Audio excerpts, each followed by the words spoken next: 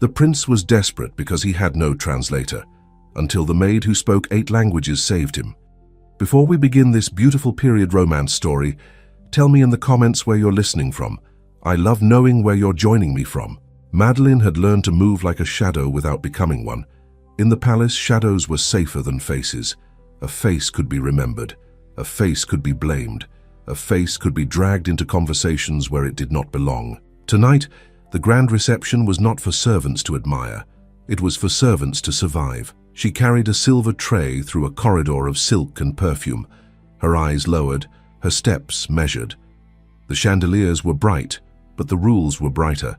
No lingering, no listening, no mistakes. And yet the palace made listening unavoidable. The doors to the main salon stood open, and the sound of voices rolled out like a tide. French, of course, but also English, German, Italian, a thread of Russian, low and polished, even the syllables of Arabic, delivered with the calm of a man who knew he was being understood by no one of consequence. Madeline adjusted her grip on the tray. Her fingers did not shake. Her stomach did.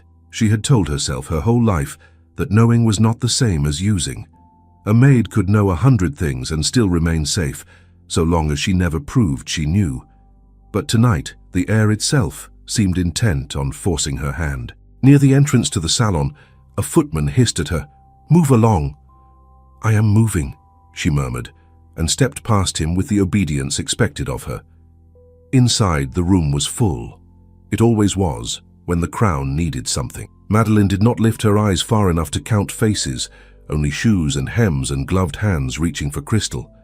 She recognized the stiffness of military dress without seeing the insignia. She recognized the easy dominance of men who had never been told to be quiet. At the center, slightly elevated by the space the crowd granted him, stood Prince Louis. He was younger than the room wanted him to be. That was the first thing everyone saw. The second thing was that he knew it. His posture was perfect. His smile was practiced. His eyes, however, kept shifting toward the doorway, as if searching for one person. Madeline heard a whispered exchange behind a column. "Where is Monsieur Claret? He was summoned, he is not found." "That is impossible, the prince cannot begin without him.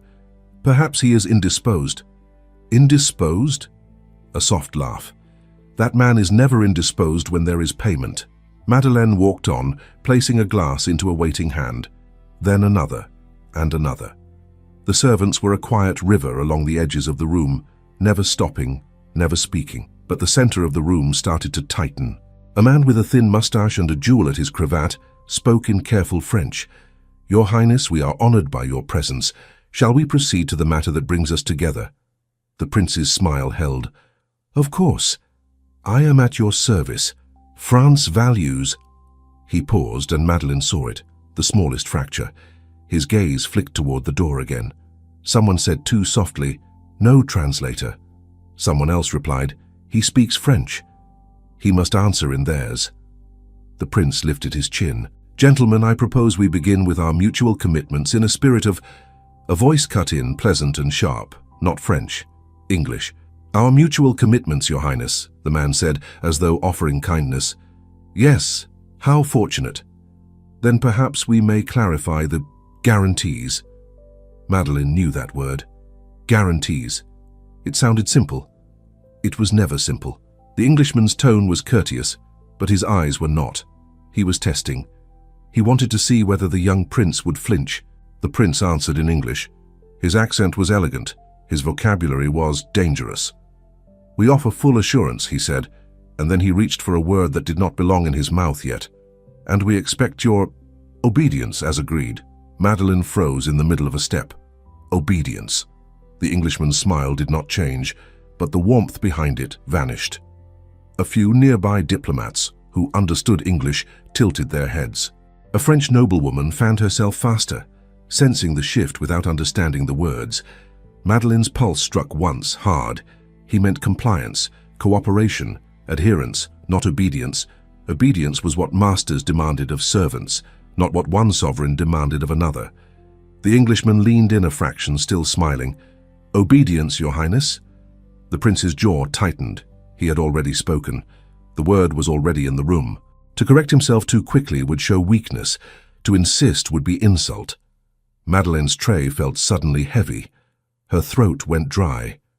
"Do not speak," she told herself. "Do not exist." But the room narrowed around that one word, and she could almost hear the consequences unfolding like a paper fan. A whisper here, a letter there, a rumor that the Prince of France's ally spoke like a boy playing at power. Her lips moved before she made the choice. "Compliance," she breathed, barely sound at all. "Adherence." The prince's eyes flicked toward the sound, straight to her. It was like being caught with a stolen jewel. He turned back at once, raising his glass, as if he had only paused to choose elegance. "Forgive me," he said smoothly in English. "I speak of your adherence to what we shall agree together. Cooperation in the highest sense, nothing more." The Englishman's eyes narrowed. Then slowly, his smile returned to its previous shape. "Ah," he said, "of course, cooperation." The tension released, not fully, but enough that breathing became possible again. Madeleine forced her feet to move. She placed a glass into a hand that did not look at her. She stepped away, trying to vanish again. But she could feel the prince's gaze, like a hand on her shoulder. Another ambassador spoke, this time in German. Madeleine understood the words immediately, and she hated herself for it. "We must be certain," the German said, "that the railway concession will not be delayed by internal changes." The prince answered in French too quickly. "There will be no delays." The German ambassador replied in German again, his tone light. "Then we may put it in writing as you have said." The prince's mouth tightened. He had not understood that he had been asked for a legal assurance, not a polite statement. A murmur rose. "Does His Highness understand?" Someone whispered in French. "He is young," someone else replied, "and alone." Madeleine's fingers curled under the tray. Alone. That was the word that mattered. He stood surrounded by people and yet utterly alone, because language had placed a wall between him and half the room. And there was supposed to be a translator. Where was he? The answer came in fragments as servants brushed past one another near the side doors. "He was paid to disappear," a footman muttered under his breath, thinking no one was listening. "By whom?" another breathed. "Do not ask," the first snapped. "Do you want to be dismissed?" Madeleine kept walking. The next question came in Italian. The prince attempted an answer in French, and the Italian laughed lightly as if amused, but the amusement carried a blade. Madeleine's stomach twisted. She had seen men fall from grace for less. A single misplaced phrase could become a story told in salons for years. A man with a salt and pepper beard spoke in Russian, addressing another envoy, not the prince. The words slid through Madeleine's mind with painful clarity. He said, "He does not understand. He is a child wearing a crown that is not yet his." Madeleine's breath caught. Not a child. Not really. But that was how the world would paint him, if it suited their needs. The prince lifted his glass again. His smile did not falter, but Madeleine saw a sheen of sweat at his temple. He continued, he tried, he guessed. He was brave. He was also being cornered. Madeleine wanted to look away. Instead, she looked down, and in that downward glance, she saw a nobleman's shoes pivot toward her, just slightly, as if he had noticed the direction of the prince's gaze. She moved faster. A servant's life was a chain of errands, and she clung to that chain with both hands. Tea, wine, more tea, a plate carried away. She did not pause. She did not think. And still the words kept reaching her, because words were everywhere. English again, softer now, spoken by a woman with a high voice. "Your Highness, if I may be direct, our concern is not your goodwill. It is your understanding." The prince chuckled, a sound meant to charm. "Madame, I assure you I understand precisely." Madeleine nearly winced. The woman's French was flawless. Her meaning was not gentle. She had offered him a way to admit difficulty without humiliation. He had refused. Pride was a fine thing until it became a trap. The woman turned to someone beside her and said in English, not quite low enough, "He is determined to drown rather than ask for a hand." Madeleine's tray tilted slightly. She corrected it at once. No one noticed. She was grateful.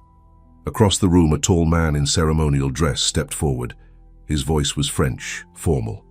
"Your Highness, may I present Ambassador Volkov?" The Russian ambassador inclined his head, then spoke in French but with a careful slant. as though he enjoyed making the language bend. "The honor is ours," Volkov said. "We have heard much of your readiness." Madeleine felt the bite in that last word. Readiness. It sounded like a compliment. It was a test. The prince replied, "I am prepared to serve my country with diligence." Volkov's smile was almost kind. Then he shifted into Russian, casually, like a man changing gloves. "Then speak to me as we will speak when papers are signed," he said in Russian. "Or must I address your minister instead?"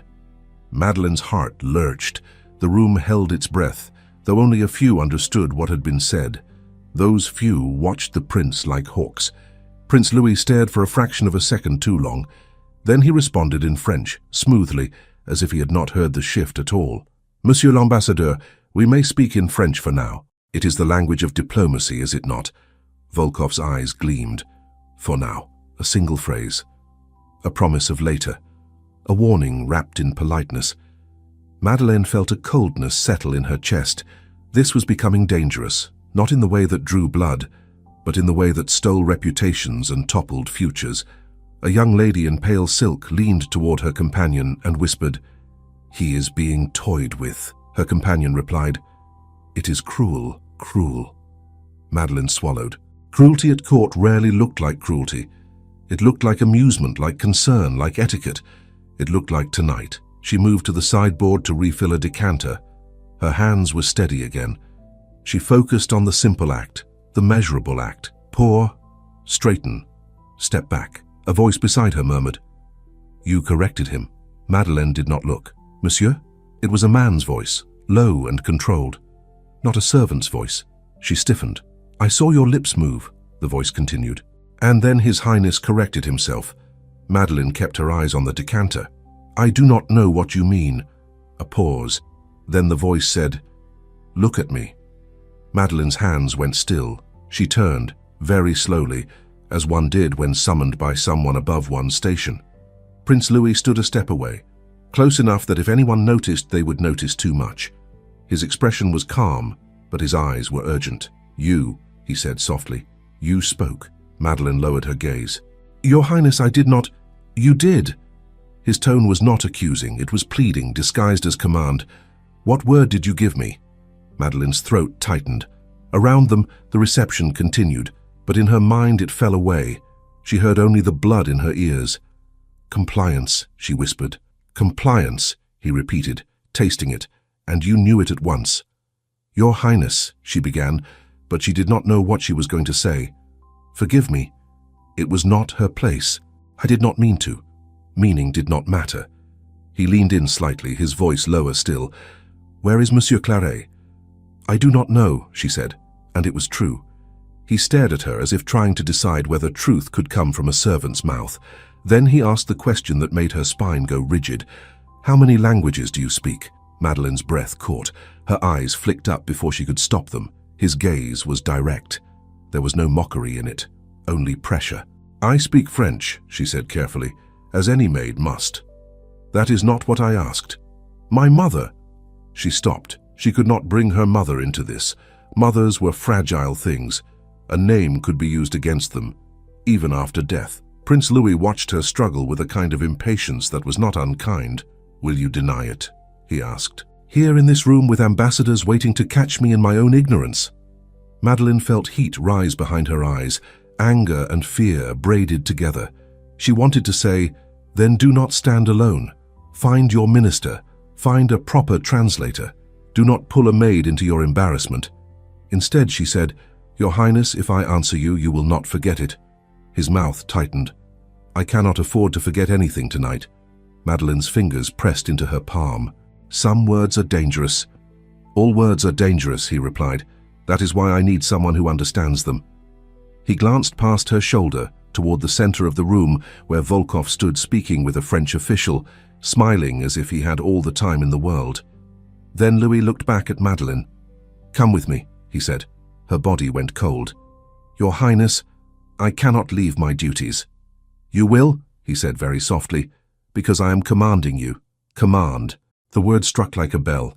Madeleine's lips parted. She wanted to protest. She wanted to say that if she went with him, she would be seen. If she was seen, she would be discussed. If she was discussed, she would be destroyed in the polite way the court destroyed people. But the prince was not asking. He was not cruel, but he was desperate, and desperation turned even gentle men into forces that could crush. He stepped closer, not touching her, but narrowing the world around her with his presence. "You have already spoken," he said. "You are already part of this." Madeleine's heart pounded. A footman passed behind them, and Madeleine felt his curiosity like a prickle. Prince Louis kept his voice low, but his authority carried through even a whisper. "If you save me again, I will remember you as the one who saved me. If you refuse, I will remember you as the one who let me fall. Do you understand?" It was unfair. It was also the truth of power. Madeleine swallowed. "Where would your highness have me go?" "To the antechamber," he said, "behind the eastern doors. There is a small salon. We will speak there. We." The word sounded intimate in a way it should not. She dipped her head. "As you wish." He turned at once, moving through the crowd with the ease of a man born to it. People made space. People bowed. People smiled and pretended not to watch too closely. Madeleine followed with her tray, because a maid with a tray was invisible, even when she was walking behind a prince. They passed a cluster of courtiers. Madeleine heard a whispered remark in French, soft and sharp. "Why is he looking at the servants?" Another voice replied, "Perhaps he seeks someone who will not laugh at him." Madeleine's cheeks burned. She kept her gaze on the floor. Prince Louis did not slow. At the eastern doors, 2 guards stood. They recognized him and opened the doors at once, as if he had been expected. Inside, the antechamber was quieter, but not empty. A few officials lingered near a table with papers. A clerk looked up, startled, then bowed quickly. Prince Louis said, "Leave us." The clerk hesitated. "Your Highness, the minister requested—" "I said leave us." The clerk obeyed immediately, gathering papers with shaking hands and retreating. The door shut. Madeleine stood alone with him. For a moment neither of them spoke. The silence felt improper. Prince Louis turned and the mask of public charm fell away. He looked younger now, not childish, but weary. "You saved me from an insult," he said. "Tell me plainly. Can you translate?" Madeleine's throat tightened. She kept her eyes lowered. "Your Highness, I am a maid. I have eyes," he said. "I saw what happened. I heard a word," she said, trying to keep her voice steady. "Anyone could—" "No," he cut in, controlled but firm. "Not anyone, and not like that." Madeleine's fingers tightened around the edge of her tray. "If your Highness wishes a translator, there are men trained for it." "Where are they?" he demanded, then softened at once, catching himself. "Where is the man I was promised?" "I do not know," she repeated. He paced once, then stopped. "Do you understand English?" "Yes," she admitted, because denial had become useless. "German?" "Yes." He stared at her. "Italian?" "Yes." "Russian?" Madeleine hesitated. "Too long." His eyes sharpened. "Russian?" "Yes," she whispered. For a heartbeat, Louis said nothing. He looked at her the way one looked at an unexpected document that changed everything. "How?" he asked. Madeleine's mouth went dry. "By listening. That is not enough. It was for me," she said, and she hated that her voice trembled. "Servants hear everything. We hear, and we forget. That is how we remain employed." His gaze shifted, thoughtful, and something in his expression changed, like a door opening to a room he had never entered. "And how many?" he asked again, quieter. "How many languages?" Madeleine closed her eyes for half a breath, then opened them. 8, she said, and the word felt like a confession. He drew in a slow breath. 8. Madeleine waited for disbelief, for mockery, for anger. Instead, he said, "Tell me the others." She stared at the tray as if it could save her. "Spanish," she said. "Arabic. Turkish." His eyebrows lifted. "Turkish." "Yes." He let out a short breath, almost a laugh, but it held no amusement. It held relief. Then his face tightened again. "You must help me," he said. Madeleine's stomach turned. "Your Highness, if I do this—" "You will be paid," he said quickly, then stopped, as if realizing how that sounded. "No, not only that, you will be protected." Protected? The palace had taught Madeleine that protection was a word often used right before someone was sacrificed. She lifted her eyes at last. Protected by whom? His gaze did not flinch. By me. She wanted to believe him. She truly did. But belief was expensive. Your Highness, she said, you are the heir. Even you must answer to the court. His jaw tightened. Then I will answer. Madeleine's heart beat hard. They will say you are weak. He stepped closer, lowering his voice. They already say it. They just use different words. She swallowed. He looked at her tray. Put that down. Madeleine did not move at once. I am not dismissing you, he added more gently. I need you to speak to me, not serve me. The distinction struck her with a strange ache. Slowly she moved to a side table and set the tray down. The metal made a soft sound against the wood, too loud in the quiet room. Prince Louis exhaled, then spoke with urgency. Ambassador Volkov will request a private discussion within the hour. He will shift languages to test me. I cannot let him see me stumble. Madeleine kept her voice careful. Then do not answer in his language. Keep to French. He will interpret that as avoidance, Louis said, as weakness. He already hinted at it. Madeleine's mind moved quickly, faster than fear wanted to allow. Then you must acknowledge the shift without yielding to it. You must say politely that French will serve both parties in the interest of clarity. Louis watched her, and for the first time his expression showed something like awe. You speak as if you have stood in these rooms all your life, he said. Madeleine's lips pressed together. I have. Just not where you stand. His gaze softened for a fraction of a second, then hardened again with necessity. What else? He demanded. Tell me what they are doing. Madeleine hesitated. It was dangerous to reveal how much she understood of intent, not just words. Louis read her hesitation. If you are afraid of me, say so. Madeleine's throat tightened. I am afraid of the palace. He nodded once, as if that was the only honest answer. Then he said, very quietly, So am I. The admission startled her more than any command. Outside the door, the reception continued. A faint swell of laughter drifted through. A distant clink of glass. Inside, the air was tight with the kind of truth that did not belong between a prince and a maid. Louis spoke again, controlled. You will translate for me tonight.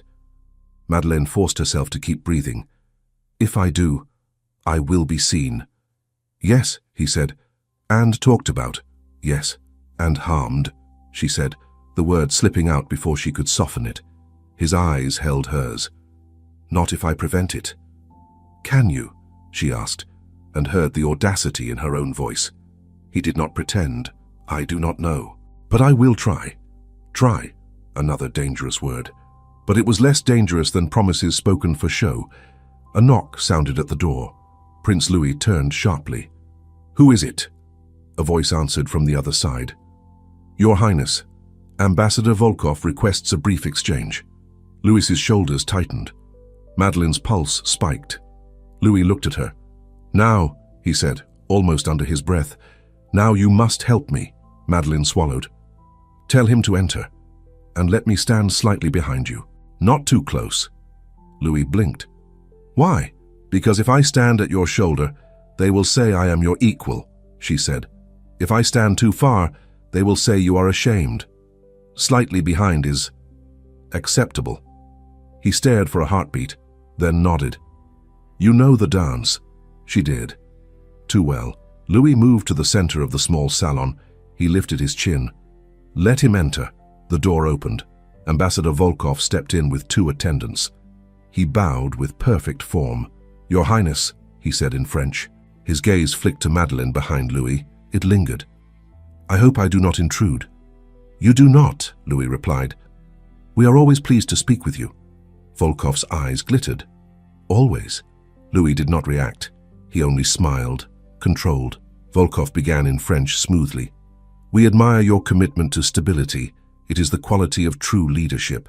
Stability is built by agreements honored, Louis replied. Volkov nodded. Indeed. And agreements are built by understanding. Would you indulge me in a brief exchange in my language, so I may be certain of our mutual clarity? The trap was laid with flowers. Louis's smile held. He glanced just once toward Madeleine. She felt the moment as a tightening string. She leaned forward a fraction and whispered so softly it was barely air, "Refuse with honor, offer respect, do not apologize." Louis answered in French, as if he had not heard anything. "Monsieur l'ambassadeur, I have great respect for your language and your nation. Tonight, for accuracy and courtesy, let us keep to French so there is no chance of misunderstanding." Volkov's expression did not change, but something sharpened behind his eyes. "A wise concern," he said in French. Then, with an ease meant to display dominance, he switched into Russian anyway. "Or do you fear that misunderstanding is already your companion?" Madeleine's heart lurched. That sentence was designed to sting. Louis's gaze flicked again, quick. Madeleine breathed the response, even quieter than before. "Answer in French. Say you fear only dishonor." Louis's voice remained calm, and he answered in French. "I fear only dishonor, monsieur, and dishonor is born from careless words. I will not be careless with you." Volkov's lips curved. "Well said." He continued in French now, as if granting a favor. "Then let us speak of timelines." "We are eager," Louis replied, and Madeleine listened to both the words and the hidden angles. Volkov pressed gently, always politely, always with the expectation that a young prince would over-promise. Madeleine whispered small corrections. "Do not say immediately. Say, without delay, within reason." Louis repeated them as if they were his own phrasing. It worked. Volkov's questions grew narrower. Then Volkov's gaze slid toward Madeleine again, and this time it did not glide past. It landed. "Your household runs with great efficiency," Volkov remarked in French. "Even your servants seem as well trained." Louis' smile tightened. "We value discipline." "And education," Volkov added lightly. Madeleine felt the blood drain from her face. Louis answered carefully, "Education is valuable in all stations." Volkov's eyes gleamed. How progressive. The word sounded like a compliment and an accusation at once. Volkov bowed. "I will not keep you longer, Your Highness. We look forward to tomorrow's discussions." "We look forward as well," Louis said. Volkov withdrew with his attendants, leaving the air behind him slightly colder than before. As soon as the door shut, Louis turned to Madeleine, his composure cracking. "He did it," he breathed. "He switched on purpose." "Yes," Madeleine said. "He wanted me to stumble." "Yes," Louis stared at her. "And you saved me again." Madeleine's hands were damp with sweat she had not noticed. "I guided you." "You spoke." He stepped closer, his voice urgent. "You must stay near me for the remainder of the reception." Madeleine's stomach clenched. "Your Highness, people will see." "They already have," he said, then softened, as if hearing his own harshness. "I know what I am asking, I do, but I cannot face them without a voice that does not betray me." Madeleine's throat tightened. "You have your own voice. It betrays me when it pretends to know what it does not," he said, and there was honesty in it that unsettled her. A second knock came, lighter, a different voice. "Your Highness, the Duc de Voren requests you return to the salon. The envoys are waiting." Louis exhaled. "Of course they are." He looked at Madeleine again. "Come." Madeleine picked up her tray because it was the only shield she had. The weight steadied her, as if it could anchor her back into the safe invisibility of service. Louis opened the door. He stepped out first and she followed, head slightly bowed, tray held at proper height. They moved through the corridor toward the sound of the reception, and with each step the palace seemed to sharpen around her, as if the walls themselves were paying attention. A pair of ladies passed, their voices bright. "Did you see?" one whispered. "A maid behind him," the other replied. "How odd." A man laughed softly. "Perhaps His Highness has discovered the value of silence." Madeleine kept walking. Prince Louis did not look at anyone. His face was composed again, but Madeleine knew the effort it cost. They approached the doorway to the salon, and Louis paused just for a heartbeat. His hand lifted slightly, not touching her, but hovering near the edge of her sleeve. It was not an embrace, not even a gesture that could be called affectionate. It was a warning, "Stay close." Madeleine nodded once. They entered. The room's noise swelled around them like water. Faces turned, smiles formed, eyes measured. Louis took his place at the center again, and Madeleine positioned herself slightly behind him, as instructed by her own understanding of survival. Duc de Voren approached at once, his expression smooth. "Your Highness, he murmured in French, glancing at Madeleine with a flicker of surprise quickly hidden. Everything is prepared. We may begin the introductions for tomorrow's sessions. Louis replied, equally smooth. We will. Voren's gaze flicked to Madeleine again, colder now. May I ask what this is? Louis's smile was polite. An efficiency. Voren's lips tightened for the smallest moment. I see. He turned away, but not before Madeleine saw the calculation in his eyes. The next introduction began, and Madeleine did what she had always done. She listened. She listened to English, German, Italian. She listened to Spanish, threaded through laughter. She listened to Russian, spoken as if French ears could not hear it. And then she heard something else, not a language, a sound that made her skin prickle, a soft intake of breath behind her, as if someone had just recognized a melody from childhood.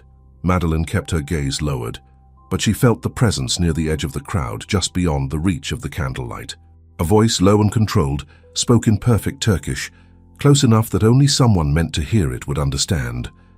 That accent, the voice said. It is hers. Madeleine did not turn her head when she heard the Turkish. If she turned, she would confirm it. If she confirmed it, she would be pulled into a conversation she could not survive. So she kept her gaze lowered, her hands steady on the tray, and she pretended the words had not been spoken at all. Prince Louis continued speaking to a German envoy, his tone light, his posture perfect. Only Madeleine, standing slightly behind him, noticed the smallest change in his breathing when he sensed her stiffness. Your Highness, the German said in French, we admire your confidence. Tomorrow then we will be precise. We will, Louis replied. Precision is respect. A polite circle of laughter followed. Madeleine heard Russian murmurs behind it. She heard Italian syllables, soft as silk. She heard English restraint. And in the middle of it she felt eyes on her, not curiosity, recognition. A man's voice murmured again in Turkish, a shade closer, as though he had shifted position to test whether she would react. She learned it properly, the voice said, not from books alone. Madeleine's throat tightened. She did not swallow. Even swallowing felt too loud. Prince Louis lifted his glass, smiled, ended the exchange, and finally used the natural movement of the crowd to angle himself half a step closer to her. Without looking at her, he said in French, almost without moving his lips, Are you unwell? No, Your Highness, Madeleine answered the same way, her mouth barely forming the words. Someone spoke, he said. Yes. Do you know who? No, that was a lie. She knew enough to be frightened. It was not the language that frightened her. It was the idea that someone at court could place her by ear, like a coin recognized by its ring. Louis's voice lowered further. After this set of introductions, you will come with me again. Madeleine's fingers pressed into the edge of the tray. People will notice.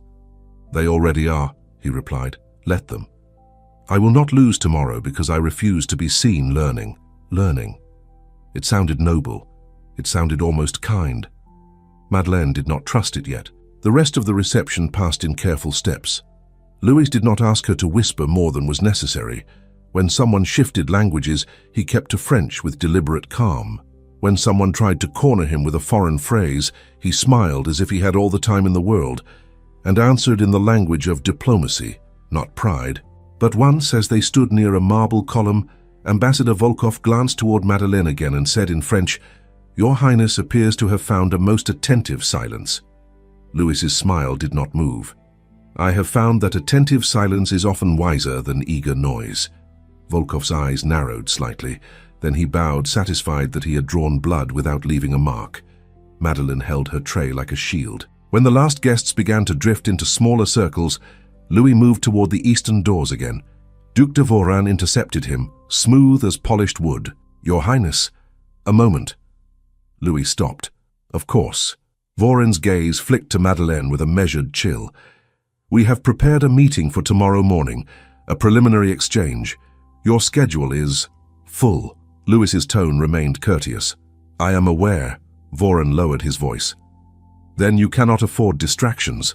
Madeleine felt the word strike her, though it was not aimed at her directly. Louis replied equally low, It is not a distraction if it keeps me from speaking foolishly. Voran smiled.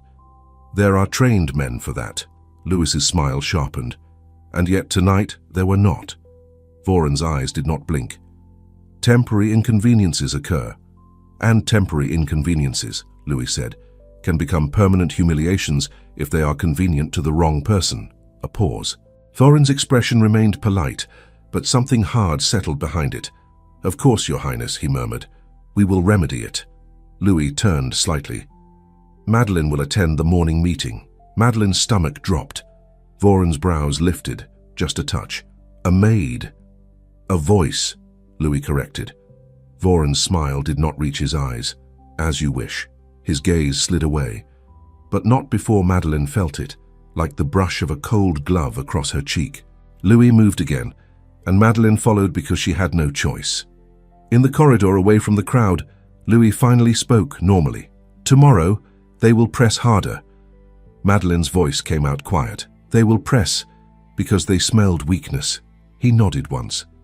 And because someone removed my translator. Madeleine did not answer. Louis stopped beside a tall window. Tell me the truth. Who was speaking Turkish?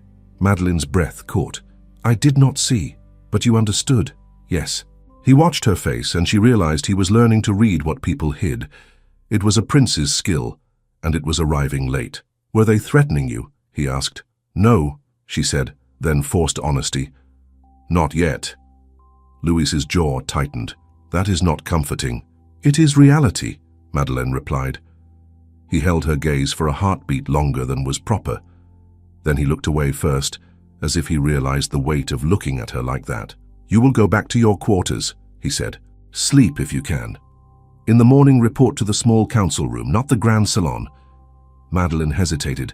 Your Highness, if I appear there, your officials will object. I know, he replied. Let them. Then, after a pause, he added, and if anyone speaks to you tonight, you will tell me. Madeleine's mouth tightened. If anyone speaks to me, Your Highness, it will be to remind me of my place. Then tell me that too, Louis said. He left her in the corridor with an odd sensation in her chest, like a door had been opened, and she did not know whether it led to safety or a cliff. Madeleine returned to the servants' wing. The corridors narrowed. The air changed. The palace's grandeur ended abruptly where it no longer mattered. In the small room where maids hung their aprons and washed their hands, two girls whispered and fell silent when Madeleine entered. One of them, Lucy, stared at her with round eyes. Was that you? Madeleine kept her voice even. Was what me? Behind him, Lucy hissed. Behind the prince. Madeleine took off her apron slowly. I was serving, Lucy scoffed. Serving words, perhaps. Another maid, older with sharp cheekbones, shook her head. You should not be seen near them. That is how people vanish. Madeleine's fingers tightened around the cloth. People do not vanish. The older maid gave a thin smile. Not in stories. In palaces they do. Now hush. Walls, listen. Madeleine said nothing else. She washed her hands, folded her apron, and went to her small sleeping space with a single candle and too many thoughts. She did not sleep much. Morning arrived with the sound of footsteps and bells, and the quiet urgency that meant important men were hungry for agreements. Madeleine dressed in her plain uniform and pinned her hair with care. Care was armor. In the corridor outside the servants' wing, a young footman stood waiting, eyes down. Madeleine, he asked. Yes. His Highness requests you. No, please, no explanation. A command delivered in a servant's tone. Madeleine followed. They did not lead her through the main halls. They led her through side passages, back stairs, corridors lined with closed doors. The palace had a secret bloodstream, and she had lived inside it. Today she traveled it toward the heart. When they reached the small council room, the footman stopped and opened the door. Madeleine stepped inside. Prince Louis stood near a table covered with papers. 3 men were seated already. One was Duc de Voron. Another wore the pin of the foreign ministry. The third, thin and watchful, held a pen as if it were a weapon of its own sort. No weapons were present, of course. No steel, no threat that could be pointed. Only paper and power. Louis glanced at Madeleine and nodded once, a signal meant to steady her. You are on time. Madeleine curtsied. Your Highness. Voron's eyes moved over her, as if she were a stain on the room. Is this necessary? Louis took his chair. Yes. The foreign ministry man cleared his throat. Your Highness, the envoys will arrive within minutes. This is only a preliminary exchange to establish the tone. Louis's voice was calm. Then let the tone be clear. The thin man with the pen spoke without looking up. And discreet. Louis's gaze flicked to him. Discreet, yes, but not secret. Madeleine stood behind Louis, slightly to the side. She kept her hands clasped, her posture steady. A knock came. The door opened. 2 envoys entered, the Englishman from the previous night and an Italian diplomat with an easy smile. They bowed. Louis rose, greeted them, and gestured toward the chairs. When they sat, the Englishman's gaze slid toward Madeleine at once.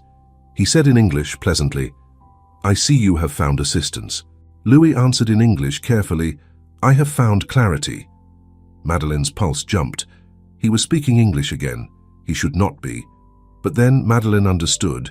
He was choosing to do it this time, on his own terms, to show he could, or at least to show he was not afraid. The Englishman smiled. Splendid. Shall we begin? Louis looked at Madeleine without turning his head. A silent question. Madeleine's mouth felt dry. She leaned in just enough to be heard by him and not by the room. Let them speak, she whispered in French. Answer in French, make it about courtesy. Louis nodded once, almost imperceptibly. He addressed them in French. Gentlemen, we shall proceed in French for precision. Should you wish any phrasing clarified, my interpreter will provide it. Interpreter. The word hit Madeleine like a new garment placed on her shoulders in front of witnesses. The Italian diplomat lifted his brows. Your interpreter is your maid? The foreign ministry man shifted in his chair, uncomfortable. Voren's expression remained smooth, but the air tightened. Louis did not blink. She is my interpreter. The Englishman's smile sharpened, amused. How modern, Louis replied evenly. How practical. The Italian diplomat chuckled lightly. Practical is rarely fashionable. Louis's voice remained calm. I am not concerned with fashion. Madeleine felt every pair of eyes on her. She did not move. She did not flinch. She waited for words to become her work. The Englishman began, still in English. We would like reassurance regarding the railway concessions continuity. Madeleine turned the sentence into French immediately, choosing words that carried weight without sounding defensive. Louis answered in French, the concession will proceed within the agreed terms. The Italian diplomat spoke in Italian, smooth and fast. Madeleine caught it easily. He asked for timelines, but he wrapped it in praise as if handing a gift. Madeleine translated into French, with the praise intact and the question sharpened. Louis responded, we will not delay without cause. The Englishman's gaze flicked to Madeleine again. Then he spoke in French this time, as if showing he could. Then we may confirm that no internal changes will alter the concession. It sounded simple. Madeleine felt the hook. No internal changes, no exceptions, no adjustments. A promise that could trap the crown if anything shifted. Madeleine's mind moved quickly. She leaned in and whispered, say you will honor the spirit and the letter of the agreement, within the law, with due notice for any amendments. Do not say no changes. Louis's eyes narrowed slightly as he listened. Then he said in French calmly, we will honor the agreement in both spirit and letter. Should any legal adjustments become necessary, they will be addressed through the proper channels with full notice and mutual consent. The Englishman's smile tightened. He had been blocked without being insulted. The Italian diplomat laughed softly. You are careful, Your Highness. I am responsible, Louis replied. Voren's fingers tapped once on the table, a controlled irritation. Madeleine caught it. The foreign ministry man looked down, as if pretending not to hear the tension. The Englishman said in English again, then we should include a clause regarding arbitration in the event of dispute. Madeleine translated. Arbitration. Dispute. The tone remained polite, but the intention was to position them as superior if disagreement arose. Madeleine leaned in, whispering, ask where arbitration occurs. They want home advantage. Louis replied in French, arbitration is reasonable. We should determine a neutral location agreeable to all. The Englishman's expression shifted again. A brief crack of annoyance smoothed over instantly. Naturally. The Italian diplomat spoke in Italian, his tone almost teasing. "And what of the tariff exceptions?" Madeleine translated. Louis answered. They went on like that for nearly an hour. Each time the envoys tried to tuck a blade into a bouquet of compliments, Madeleine saw it and guided Louis away from it with the smallest whispered phrases. She did not show triumph. She did not smile. She simply did her work, as if she were cleaning a floor that everyone pretended was not dirty. When the envoys finally rose to leave, the Englishman bowed, his gaze lingering on Madeleine.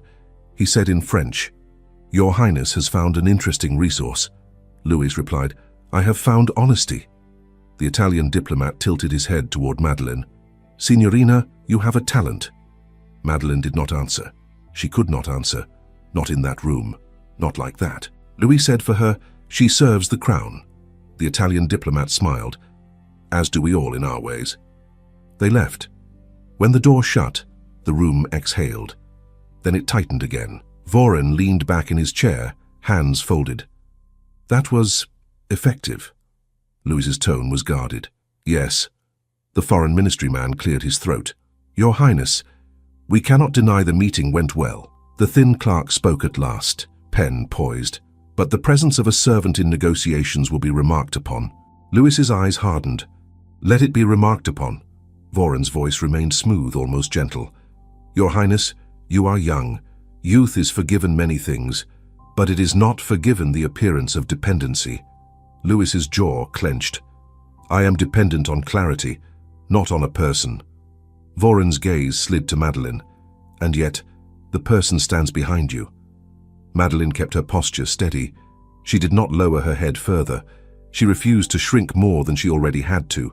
Voren continued, "It is dangerous for her, and inconvenient for you." Louis's voice was colder now. "You are concerned for her safety?" "I am concerned for the crown's dignity," Voren replied, "and I am concerned for the palace. Servants who listen too much become complicated." Madeleine felt the words like a hand closing around her throat, gently, without leaving bruises. Louis's eyes narrowed. "She listens because she has ears." Voren smiled faintly. "She speaks because she has ambition." Madeleine's stomach twisted. She wanted to speak, to deny it, to defend herself. But any defense would sound like argument. Any argument would sound like presumption. Louis stood. "The meeting is over." The foreign ministry man rose quickly. "Yes, Your Highness." The clerk gathered his papers and escaped. Only Voren remained seated, watching Louis with a stillness that felt like a lesson. Louis did not look away. "Find a competent translator," he ordered. Voren's smile returned. "Of course. Immediately." "And until you do," Louis said, "she stays." Voren's gaze flicked to Madeleine once more. "As you wish." He rose slowly and bowed, then walked out with perfect composure. The door shut. Madeleine realized she had been holding her breath. Louis turned to her.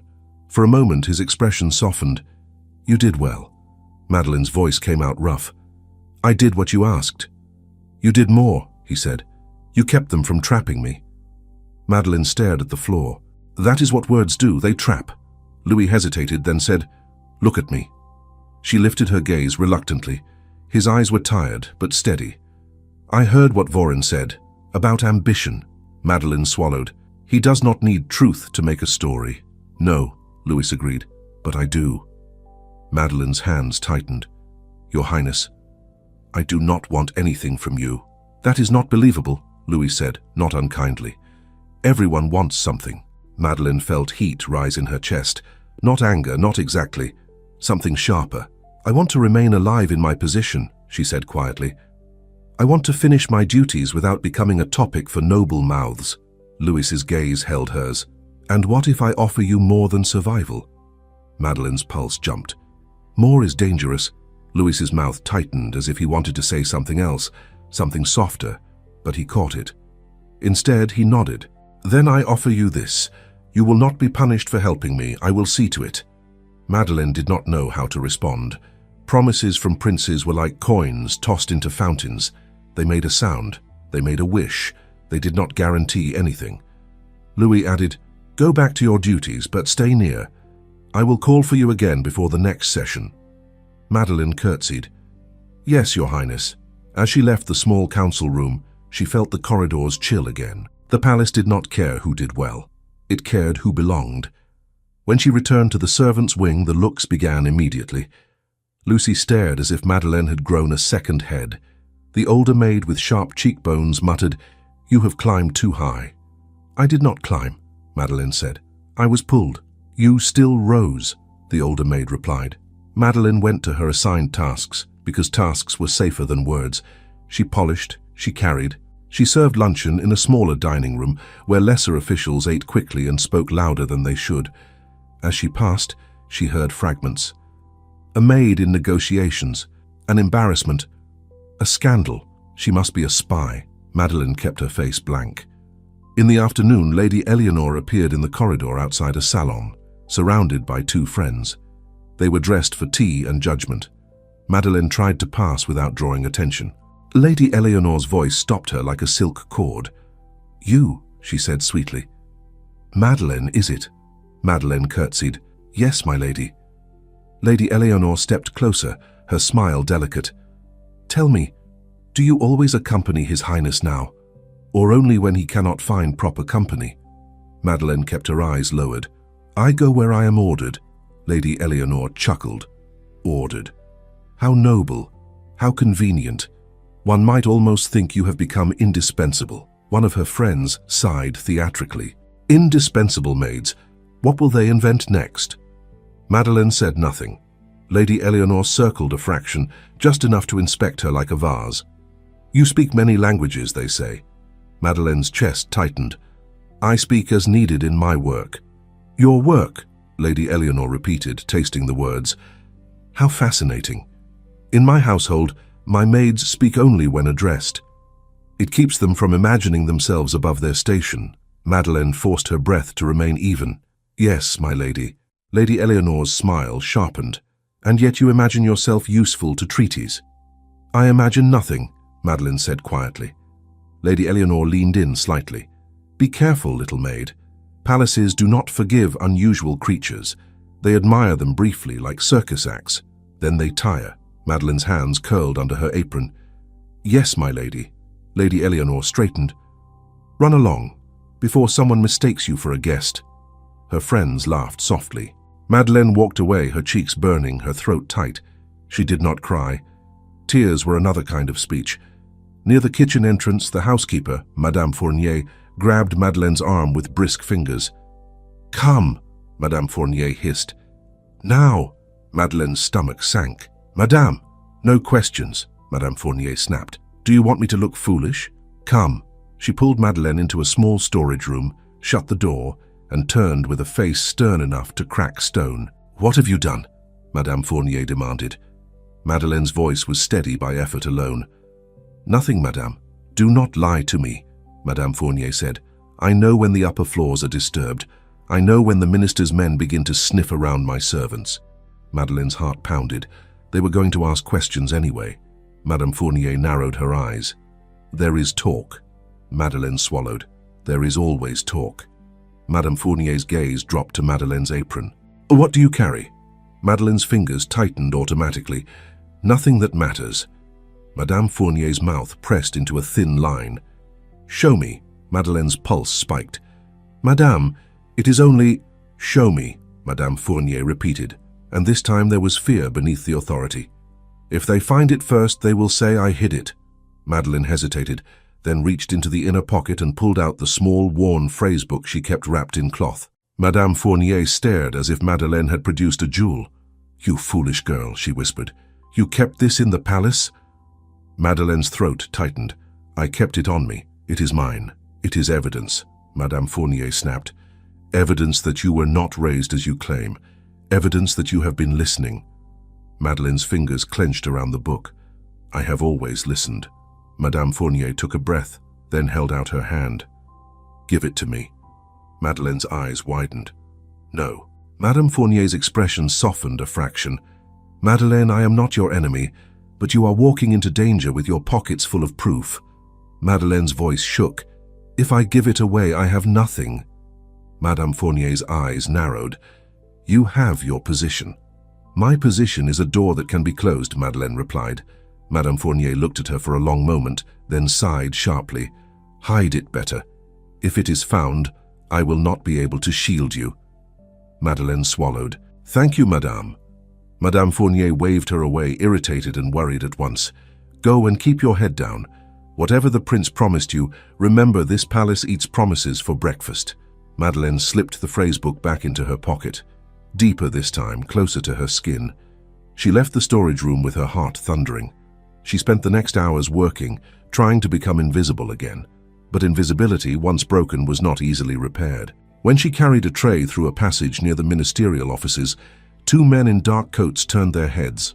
One murmured, "That is her." The other replied, "Small, ordinary, which makes it worse." Madeleine kept walking, her steps measured. Late in the day, a footman found her again. "Madeleine," he said quickly, "His Highness requests you." Her stomach flipped. "Now?" "Yes, in the antechamber." She followed, feeling eyes on her along the way. The palace seemed to have grown narrower, as if it wanted to press her into the walls.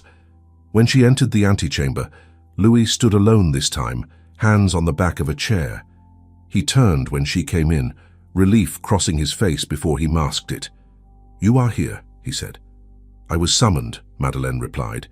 He nodded, then hesitated. "They are preparing a larger meeting tomorrow. Voren insists he has found a translator." Madeleine's pulse jumped. "He has?" Louis's mouth tightened. "He claims he has." "And you do not believe him," Madeleine said. Louis exhaled. "I believe Voren will do what benefits Voren." Madeleine's fingers tightened under her apron. "Then why keep me near at all, Your Highness?" Louis's gaze held hers.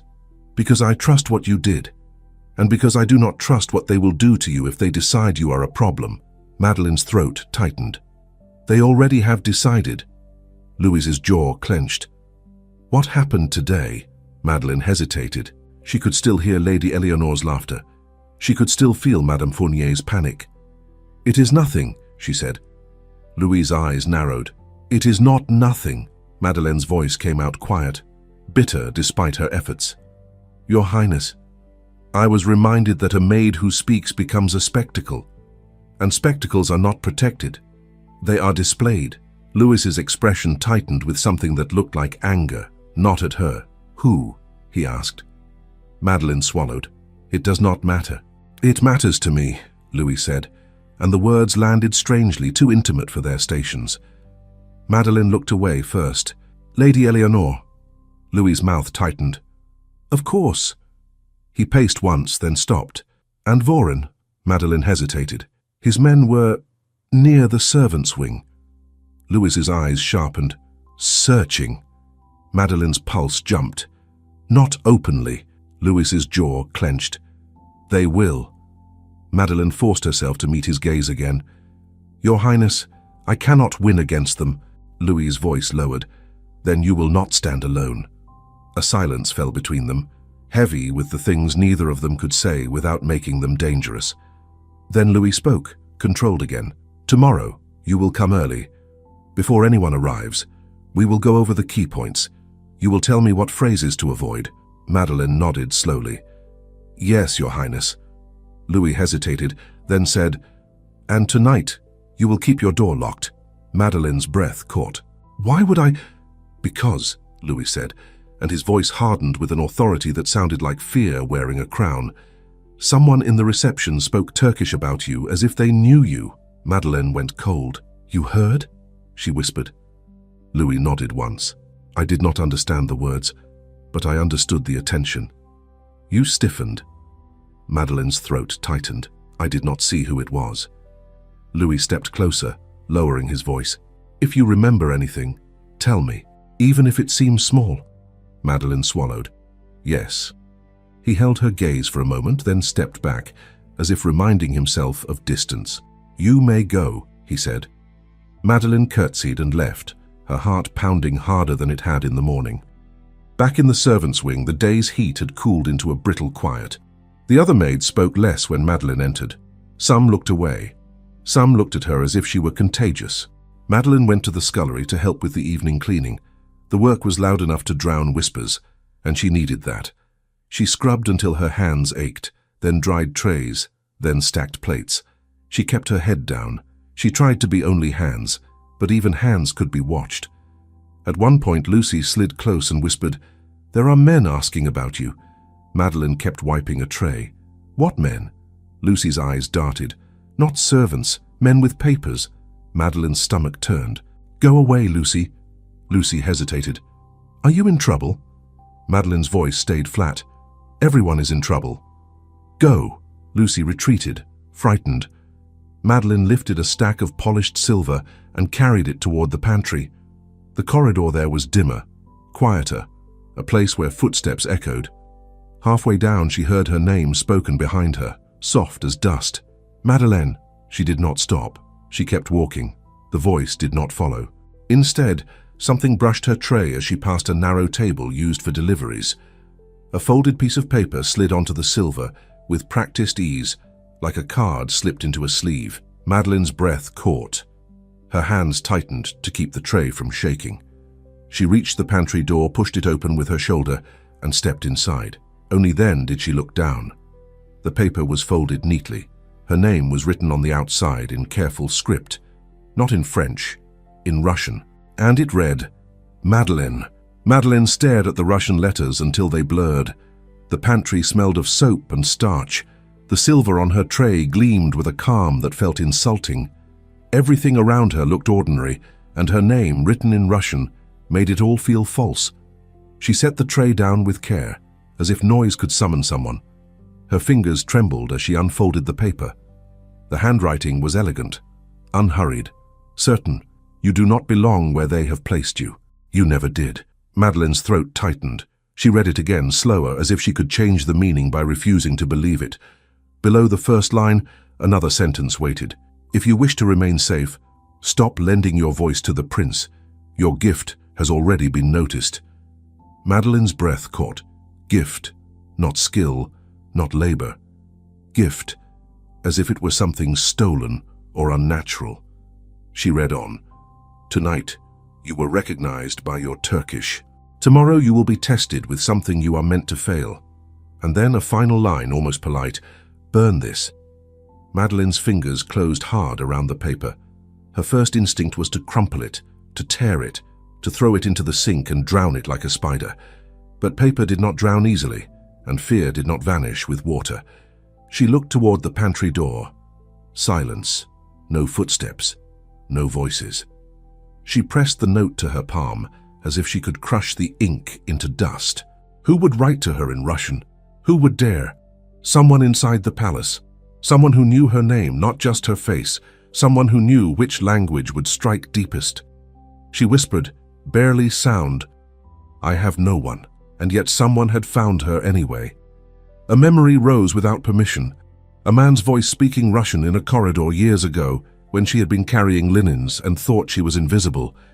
She had not understood every word then. She had understood enough to know it was not meant for her. Now it was meant for her. Madeline folded the note again, smaller this time, and slipped it into her pocket against the worn phrasebook she had hidden deeper than before. Her heart hammered as she picked up the tray again and left the pantry. She moved through the corridor with her face blank, her steps steady, as if she had received nothing more than a list of chores. In the scullery, Lucy was waiting, eyes wide. "Did someone speak to you?" Lucy whispered. Madeline placed the tray down and began arranging the silver as if she did not care. "Go away." Lucy lingered. "You look pale." "I am tired." Lucy lowered her voice further. "They say the Duke's men went through the servants' passage. They asked Madame Fournier for names." Madeline's stomach turned. "Lucy." "Yes?" "Do not say my name aloud like that," Madeline said, and hated how sharp it sounded. Lucy flinched. "I only meant—" "I know what you meant," Madeline replied, softer. "Go." Lucy finally retreated, casting frightened glances over her shoulder. Madeline kept working until her hands ached, until the world narrowed to plates and cloth and the simple comfort of repetition.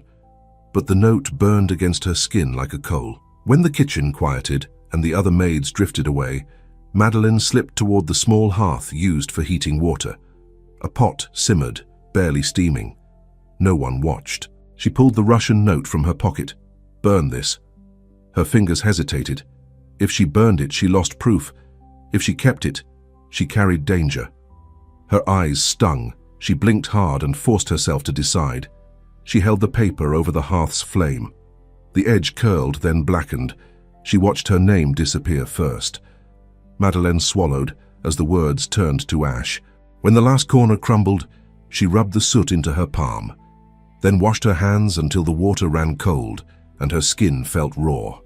Proof gone. Fear remained. That night, she locked her door, as Prince Louis had ordered. The lock was small, the kind that kept out honest mistakes, not determined hands. She lay on her narrow bed and tried to breathe. Her thoughts chased each other. Stop lending your voice to the prince. Tomorrow, you will be tested with something you are meant to fail. Madeleine closed her eyes. She did not sleep. In the grey of early morning, a soft knock came at her door. Madeleine sat up at once, heart racing. "Madeleine," Madame Fournier whispered from the corridor.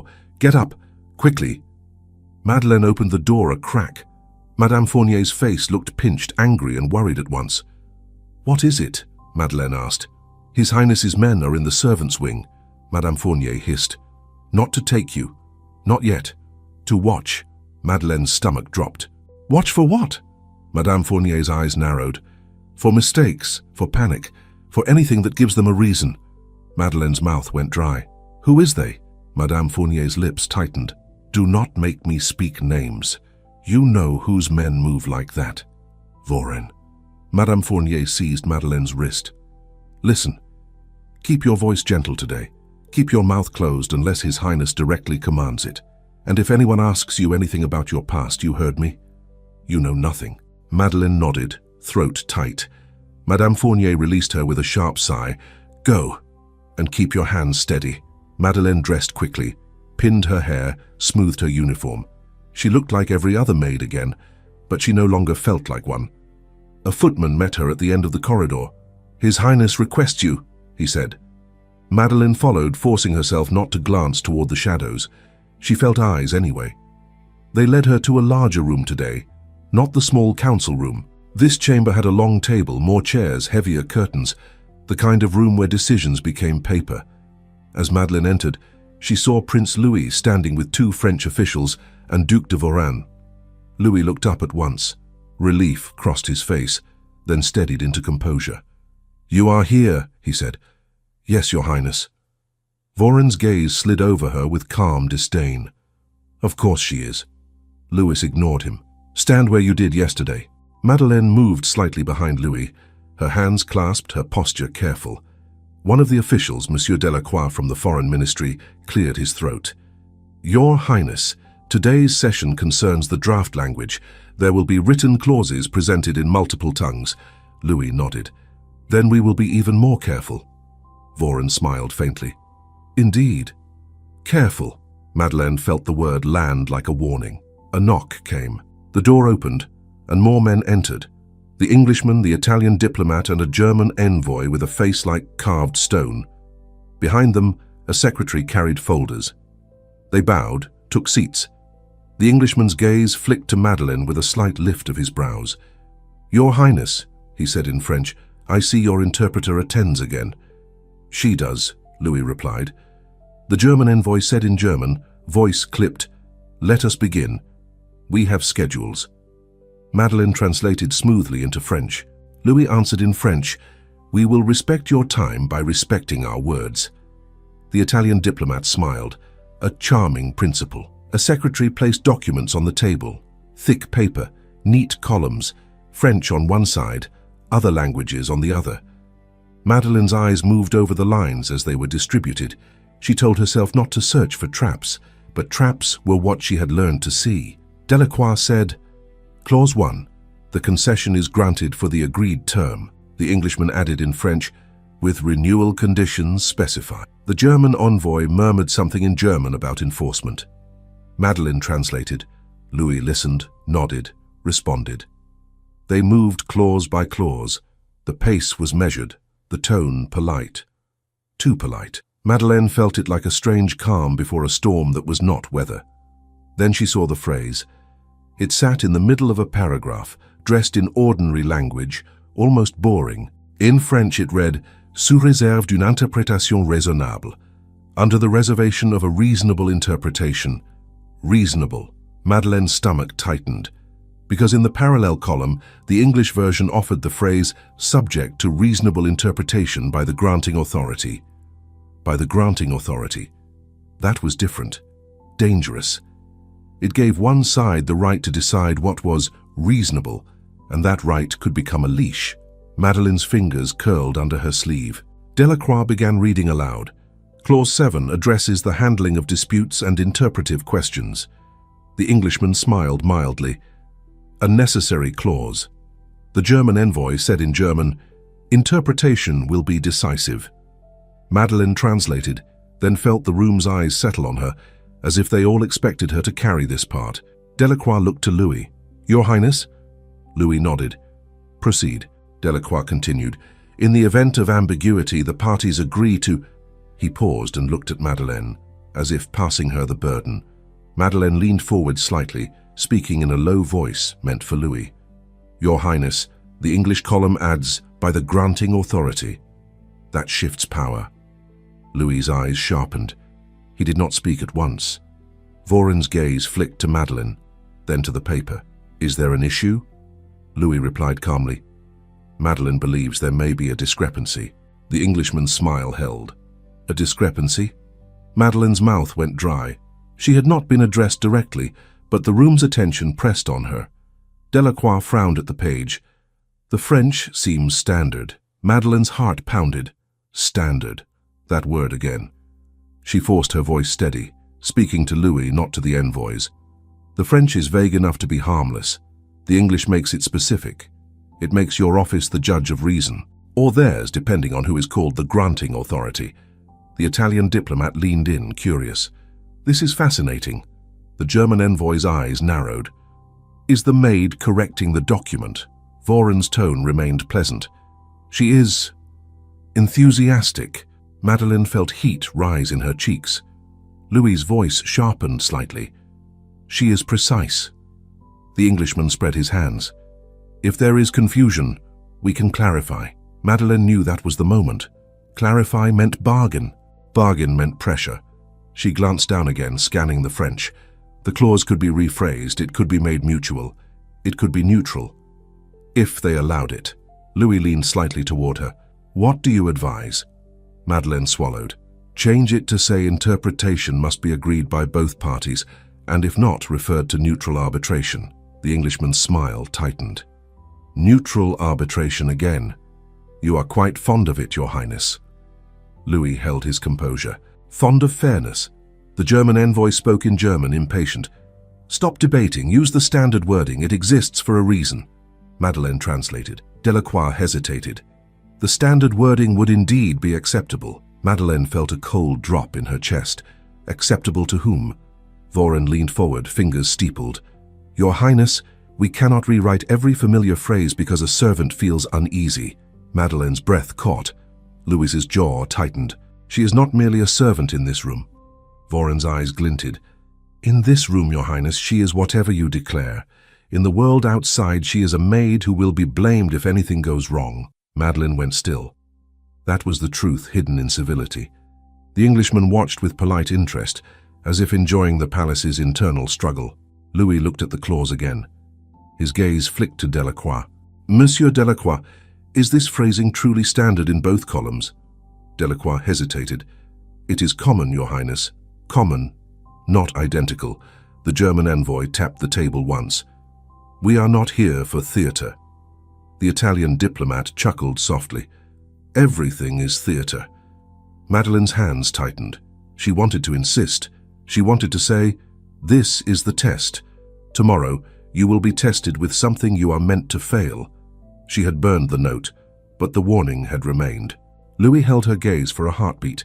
Then his shoulders rose and fell with a controlled breath, and he made a decision that made Madeleine's stomach drop. Very well, Louis said in French. We will accept the standard wording. Madeleine felt her pulse stumble. Voren's smile softened with satisfaction. Wise. Delacroix nodded, relieved. Excellent. The Englishman smiled.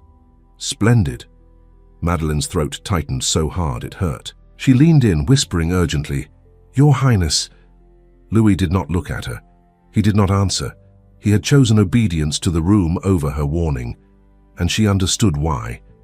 He could not afford to appear led by a maid in front of these men. He could not afford the gossip, the laughter, the weakening of his position, but the cost of his pride would land on her. The secretary made a note on the draft. The clause remained. The meeting continued. Clause 8, Clause 9. Madeleine translated, answered when asked, kept her voice steady. She did not show her fear, but she felt the trap tighten. When the envoys finally rose and left, bows were exchanged, hands shaken, smiles fixed. As soon as the door closed, the room's air changed. Delacroix rubbed his forehead. That went smoothly. Louis's voice was clipped. Yes. Voren rose with a satisfied ease. You see, Your Highness? It is simpler when we follow established forms. Louis did not respond. Madeleine stood still, her posture correct, her heart pounding. Voren turned toward her with a smile that was almost kind. Madeleine, you performed admirably for someone in your position. Madeleine kept her gaze lowered. Thank you, Monsieur le Duc. Voren's voice softened. However, you must understand that diplomacy is not a parlor game for clever girls. It is a serious matter. Words have consequences. Madeleine's hands clenched under her sleeves. Yes, Monsieur le Duc. Voren tilted his head. And because words have consequences, it is best that only trained professionals speak them. Louis's voice cut in, low and dangerous. Enough. Voren's smile remained. As you wish. He bowed to Louis and walked out with unhurried grace. Delacroix rose quickly. Your Highness, I must return to my office. There are copies to prepare. Louis dismissed him with a nod. Soon, only Louis and Madeleine remained. The silence snapped like a thread. Madeleine spoke first, unable to stop herself. Your Highness, you should not have accepted that clause. Louis's face tightened. I know. Her breath caught. You know? He turned toward her, and his expression was not proud now. It was strained. I saw the discrepancy, he said quietly. I felt the room closing. Voren wanted me to resist so he could say I was being led, so I chose the path that kept them calm and put me in danger, Madeleine whispered. Louis flinched slightly, as if the words struck where he did not want them. I did not mean to, he said. You did it anyway, she replied, and her voice shook despite her effort. Louis's jaw clenched. Do you think I do not understand what they will say? Madeleine's throat tightened. They will not say it about you, they will say it about me. He looked away, paced once, then stopped. Tell me exactly why the clause is dangerous. Explain it as if I were a child. Madeleine swallowed hard. Because the phrase reasonable interpretation by the granting authority can be used later to claim that your office or theirs may interpret any ambiguity to its advantage. It makes reason a mask for control. Louis nodded slowly. And I accepted it. Yes, she said, barely audible. Louis's voice dropped. Because Voren wanted you to look like you alarmed the room over nothing. He wanted you to appear foolish. Madeleine's chest tightened. Then he succeeded. No, Louis said sharply. He succeeded in making me choose wrongly. Madeleine's eyes stung. She blinked hard. Your Highness, if you want me to be your voice, you cannot silence me when it matters most. His gaze snapped back to hers. I did not silence you. You ignored me, she said. A pause. Louis's shoulders sank a fraction, the weight of it visible now that no one watched. You are right, he said quietly, and I am sorry. The apology startled her more than any command. Madeleine's throat tightened further. Sorry does not protect me. No, Louis agreed, voice low, but I intend to protect you. Madeleine let out a breath that sounded almost like a laugh, but held no humor. How? Louis's eyes hardened. By finding proof. Proof of what? She asked, then regretted the question at once. Proof invited investigation. Investigation invited exposure. Louis replied, proof that Voren has been manipulating this from the beginning. Proof that the translator did not simply vanish. Madeleine's pulse jumped. Your Highness, you cannot accuse the Duke without evidence. I know, Louis said. That is why I will find it. Madeleine swallowed. He will deny it. Then I will find something he cannot deny, Louis replied, and there was a dangerous steadiness in his tone, not violent, but determined in a way she had not heard from him before. Madeleine hesitated, then said quietly, Someone wrote to me. Louis's eyes sharpened. Who? I do not know, she admitted. A note was slipped onto my tray. Louis stepped closer. What did it say? Madeleine's mouth went dry. The paper was ash now. Only memory remained, and memory could be questioned. It was in Russian, she said. Louis's expression tightened.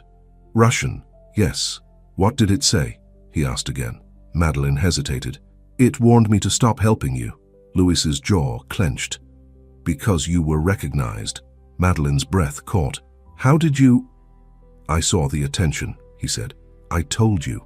Madeleine nodded, throat tight. The note said I would be tested with something I was meant to fail. Louis's eyes narrowed.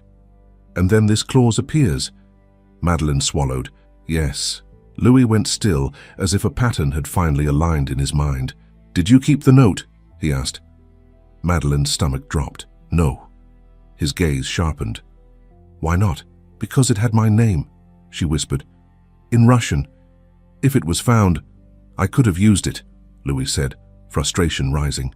I burned it, Madeleine replied, and the words came out sharper than she intended, because I have lived my life being told that paper is more dangerous than truth. Louis held her gaze.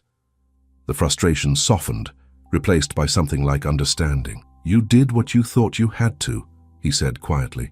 Then he added, next time, bring it to me. Madeleine's throat tightened. There may not be a next time.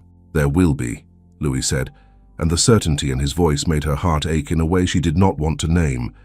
He stepped back, regaining control. Go. Do not speak of this to anyone. Madeleine nodded. Yes, Your Highness. And Madeleine, he said. She paused. Louis's voice softened. I should not have let them make you small in that room. Madeleine's breath caught. She answered carefully, I have been small in many rooms, Your Highness. His gaze held hers, intense, not in mine. Madeleine could not speak to that. She curtsied and left before her face betrayed her. She returned to her duties with her mind spinning. The servants' corridors were louder today, full of whispers that stopped when she passed. In the afternoon, she was sent to deliver linens near the ministerial wing. The task felt ordinary. It never was. As she walked, she saw two men standing near a doorway, speaking softly. One wore Voron's colors, the other held a keyring. Madeleine lowered her gaze and passed without pausing, but she heard just enough. Tonight, the man with the keys murmured, the cabinet will be opened. And the record? The other asked. The record is already corrected, the key man replied. Madeleine's breath caught, but she kept walking. Record. Corrected. She delivered the linens with hands that wanted to shake and returned, forcing her face into blankness. When evening came, a footman found her again. Madeleine, he said, breathless. His Highness requests you. Her stomach clenched. Where? The antechamber, he replied. Quickly. Madeleine followed, heart racing. When she entered, Louis was not alone. Delacroix stood with him, face pale. Delacroix spoke first, low. Your Highness, I have reviewed the draft. The clause is unusual. Not illegal, but unusual. It appears it was introduced through an administrative addendum. Louis's eyes were cold. Introduced by whom? Delacroix swallowed. The ministerial office. Under the Duke's oversight. Louis turned toward Madeleine. You were right. Madeleine's throat tightened. That does not help me. It will, Louis said. Delacroix hesitated, then added, There is another matter. The Duke has requested a background inquiry on your interpreter, Your Highness. He claims it is necessary for security. Madeleine went cold. Louis's jaw clenched. He requested it. Delacroix nodded. Formally. Papers are already moving. Madeleine's voice came out small despite her effort. They will find nothing.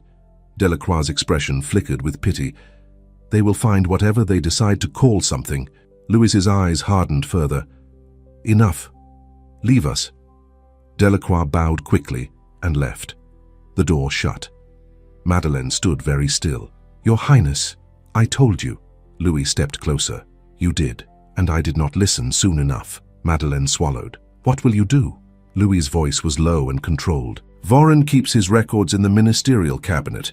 He thinks no one touches them without permission. Madeleine's pulse spiked. Your Highness, you cannot... I can, Louis said. I am the heir, and he serves the crown. Madeleine's throat tightened. And if he says you violated protocol? Louis's eyes met hers. Then I will say I acted to protect it. A silence. Madeleine's breath shook. And what about me? Louis hesitated. If I find what I need, I can stop this inquiry before it becomes a weapon. Before it becomes a weapon. Words again. Always words. Madeleine forced herself to speak. Then do not go alone. Louis's gaze narrowed. You want to come? No, Madeleine whispered. But if you go alone and are caught, he will twist it. If I am there, he will twist it too. Either way, he twists. Louis let out a slow breath. Stay here.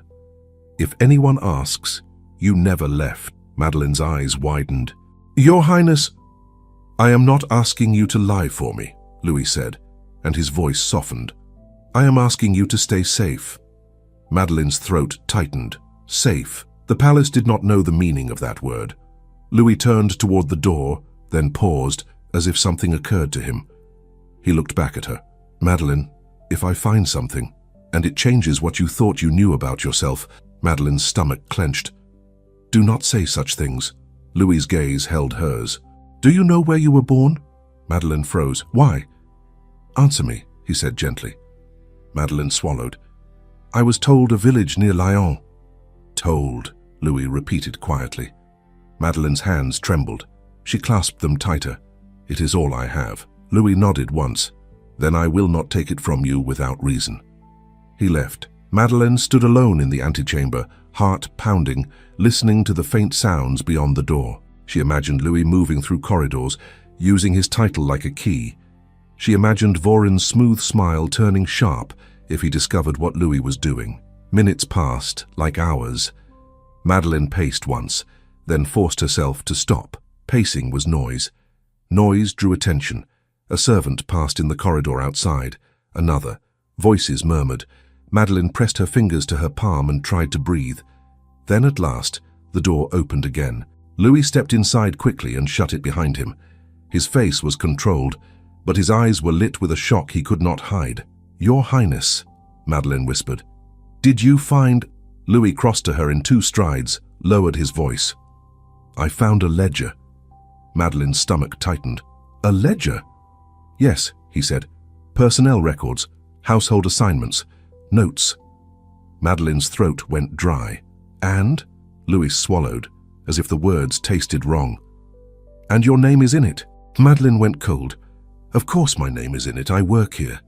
Louis shook his head once. Not like that. Madeleine's breath caught. What do you mean? Louis's voice dropped further. The entry is not simple. It is altered, as if someone corrected it after the fact. Madeleine's heart hammered. Corrected to what? Louis stared at her, and she saw something in his expression that frightened her more than Voren's disdain. He said, To hide you. Madeleine's mouth went dry. Hide me from whom? Louis's hand tightened on the edge of the table, knuckles whitening, though he did not raise his voice. From anyone who might ask why a maid has an education meant for someone else. Madeleine felt dizzy. Louis reached into his coat and pulled out a small slip of paper he had copied quickly, lines scrawled in haste. Madeleine stared at the ink. It was her name, spelled 2 different ways. One as she had always known it, the other with an extra surname, struck through. Her breath caught. That is not mine. Louis's eyes held hers. It was written, then crossed out, and beside it the note says, reassigned by ministerial order. Identity simplified. Madeleine's hands shook. Simplified, Louis nodded, voice tight. And the ink is newer than the page. In the dim cabinet, Louis stared at the amended entry beside her name. The ink newer than the page itself. Madeleine could not breathe until she forced herself to. Louis's words hung between them like a bell that would not stop ringing. To hide you. She stared at the copied lines in his hand.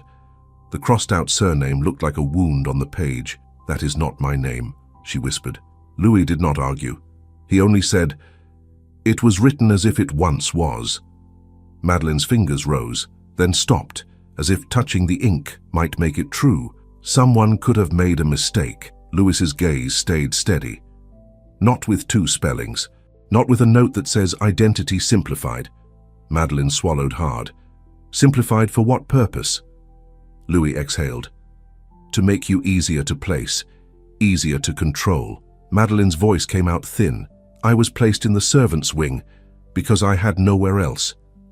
And because someone decided you should stay there, Louis replied. She shook her head once, sharp, refusing. I remember my mother's hands. I remember her singing in French. I remember her telling me to keep quiet in halls like these. Louis's expression softened. You remember, love. That is not being questioned. Madeleine's eyes stung. Everything feels questioned. Louis looked down at the paper again. The ink is newer than the page. Someone returned to your record later. Someone cared enough to rewrite you. Madeleine's throat tightened. If they rewrote it, they can rewrite it again.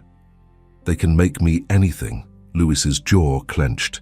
Not if I stop them. She let out a breath that shook. Your Highness, you already tried to stop them, and they still slipped a clause into the draft. His eyes flashed with regret. And I will not repeat that error. Madeleine stared at him, searching for the edge where his concern ended and his need began. He seemed to read the thought. You are not a tool, he said low, and I am tired of pretending I can afford to treat you like one. Madeleine's lips parted, then closed again. She did not know how to answer a prince who spoke like that. Louis folded the paper carefully and placed it into a small envelope from the writing desk. I will not keep this where it can be stolen, he said. But I will not destroy it either. Madeleine swallowed. What will you do with it? I will bring it to someone who can speak truth inside these walls, Louis replied. Madeleine's heart lurched. The Duke will say it is false. Then we will not begin with the Duke, Louis said. We will begin with a man who is difficult to frighten and even harder to bribe. Madeleine frowned slightly. Who? Louis hesitated only a moment. Father Armand? The chaplain. Madeleine went cold all over. No. Louis blinked. Why? Because priests remember, she whispered. They remember what you say when you are young and afraid. They remember what you beg them not to repeat. Louis's voice softened. Do you know Father Armand? Madeleine stared at the floor. I have seen him. That is not an answer, Louis said gently. Madeleine's hands clenched. Years ago, when I was smaller, when I first entered service, he asked me a question in Latin, as if it were a trick. Louis's brows lifted. And you answered? Madeleine's mouth tightened. Yes. Louis studied her face. Then, he already knows you are not ordinary. Madeleine's breath caught. No one is ordinary, Your Highness. They are simply permitted to be complicated. Louis's gaze held hers. Then, I will permit it. She almost laughed, because the word permit was so princely, so naive, and yet it landed like a door opening. Louis straightened. Come with me. Madeleine's stomach tightened. To the chapel? Yes. And if someone sees me following you there, she whispered, they will make it a story. Louis's voice turned crisp. Let them make it a story about piety. Madeleine's cheeks warmed despite herself. That is convenient. It is useful, he replied. There is a difference. He opened the door and stepped into the corridor. Madeleine followed, keeping her eyes lowered, her steps quiet. They moved through the palace's calmer passages, away from the grand rooms where gossip gathered like perfume. Even so, they passed two attendants who paused a beat too long. Louis nodded to them. Good morning, Your Highness, they murmured, and their eyes flicked to Madeleine and away again. Madeleine's stomach tightened with every glance. When they reached the chapel door, Louis waited until it opened, then entered first. Madeleine followed, feeling the hush of the place settle around her. The air was cooler. The silence was real, not merely performed. Father Armand stood near a side table, arranging papers with the care of a man who disliked mess. He looked up at once. His eyes went to Louis, then to Madeleine. He did not smile. He did not frown. He simply said, Your Highness. Father, Louis replied, I require your discretion. Father Armand nodded once. You would not be here if you did not. Louis gestured slightly. "We must speak privately." Father Armand's gaze rested on Madeleine. "And the young woman will remain?" Louis answered without hesitation. "Yes." Madeleine's throat tightened. She wanted to disappear behind a pillar. Father Armand said calmly, "Then come. The sacristy is empty." They moved into a small adjoining room. Father Armand closed the door and turned, his expression unchanged. "What troubles the crown this morning?" he asked. Louis did not play with ceremony. He pulled the envelope from his coat and slid the paper across the table. "Her record," Louis said. "It has been altered." Father Armand's eyes lowered to the ink. He read without haste. The room felt like it held its breath. Madeleine watched his face, searching for a reaction that might ruin her. At last, Father Armand looked up. "Where did you find this?" he asked. "In a ministerial cabinet," Louis replied, "where it was not meant to be found." Father Armand's gaze sharpened slightly. "You opened a cabinet without permission." Louis met his eyes. "I am the heir, and someone is moving against the negotiations." Father Armand did not argue. He tapped the paper once with a finger. "This surname," he said quietly, "is not unfamiliar." Madeleine's knees weakened. She gripped the edge of the table without thinking. Louis leaned in. "You recognize it." "I recognize it," Father Armand said. Then he looked at Madeleine. "And I recognize you." Madeleine's breath caught. "You cannot." Father Armand's voice remained gentle, but firm. "You were 13 when you answered my Latin question. You were frightened afterward because you believed knowledge was a crime." Madeleine's mouth went dry. "It is, for some. Not in itself," Father Armand said. "Only when it threatens those who prefer ignorance." Louis's jaw tightened. "Father, tell me the truth. Who is she?" Madeleine flinched at the word who. Father Armand folded his hands. "Her name, as she has lived it, is Madeleine, and she has earned it by surviving." Louis's voice sharpened. "I did not ask poetry. I asked truth." Father Armand held Louis's gaze. "Truth is rarely tidy, Your Highness." Madeleine's voice shook. "Father, please." Father Armand's eyes softened slightly. "Child, you have nothing to be ashamed of." Madeleine swallowed. "You do not know what they will say." "I know exactly what they will say," Father Armand replied. "That is why I kept quiet when you were young." Louis frowned. "You kept quiet?" Father Armand nodded. "A woman came to me once, not to confess sin, to beg protection." Madeleine's heart lurched. "My mother." Father Armand did not deny it. "She was ill. She feared she would not live long enough to secure you." Madeleine's throat tightened until it hurt. "I remember her being tired," Father Armand continued, voice measured. "She told me she had served a man of learning, a diplomat who collected languages like others collect coins. He found amusement in teaching a clever child. Then he found respect. He ensured you could read, speak, understand." Louis's eyes narrowed. "A diplomat in France?" "Yes," Father Armand replied. "A man whose household moved through embassies. You heard languages the way other children hear lullabies." Madeleine's fingers trembled. "He was not my father." Father Armand looked at her steadily. "Your mother never claimed he was." Madeleine let out a breath that sounded like relief and grief together. Louis's shoulders eased slightly. "Then there is no connection between her and your bloodline," Father Armand said, as if he had heard the unspoken fear. "None." Madeleine's breath caught. She had not realized she needed that certainty said aloud until it was. Louis nodded once, grim. "Then why hide her?" Father Armand's expression hardened. "Because those who move documents do not hide what is harmless." Madeleine whispered, "They hid me because I listened." Father Armand's gaze turned to her. "They hid you because someone feared what you might prove."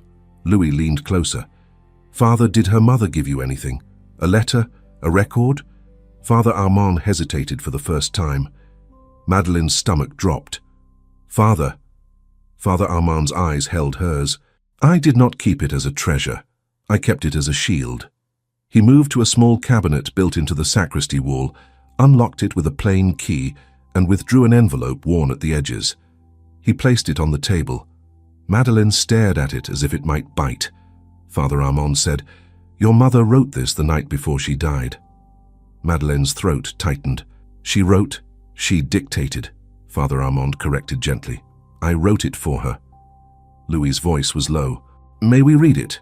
Father Armand looked at Madeleine. It is hers, she decides.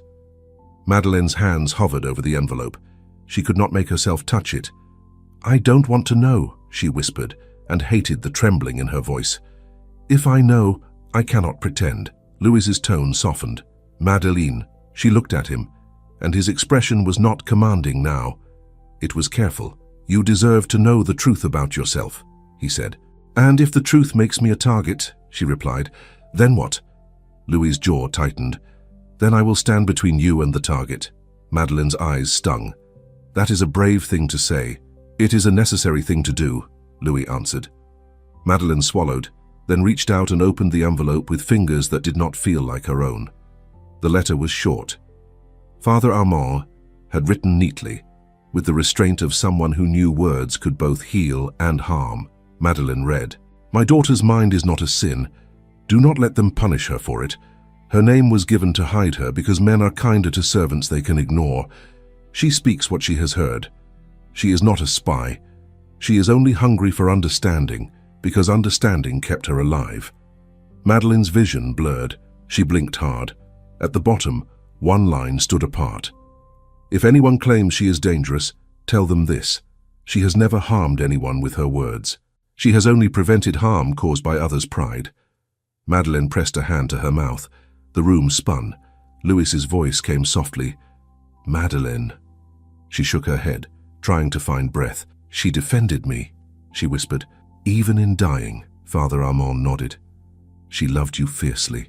Madeleine wiped her cheek quickly, angry at herself for crying where it could be seen. Louis's voice firmed. Father, will you support us? Father Armand's gaze turned to him. With truth, always. Then I need you to witness an inquiry, Louis said. Not a public trial, a private review, documents, addendums, the disappearance of my translator, the altered clause, the altered record. Father Armand's eyes narrowed. You suspect the Duke. Louis did not say the name at first, then he did. Voren. Madeleine stiffened. Father Armand's mouth tightened. He is skilled at appearing indispensable. Louis's expression went cold. He will learn what it is to be replaceable. Father Armand looked at Madeleine. Child, do you wish this? Madeleine's throat tightened. I wish to stop being hunted by whispers. Father Armand nodded once. Then we proceed. The inquiry began within hours because Louis did not allow time for Voren to prepare a fresh story. In a small administrative chamber, with Delacroix present and Father Armand seated like a quiet anchor, Louis summoned Voren under the guise of a routine review. Madeleine stood just inside the doorway, not behind Louis this time, but to the side, where she could hear everything and be seen as little as possible. Voren entered with a smile that would have fooled a kinder world. Your Highness, he said. I am honored.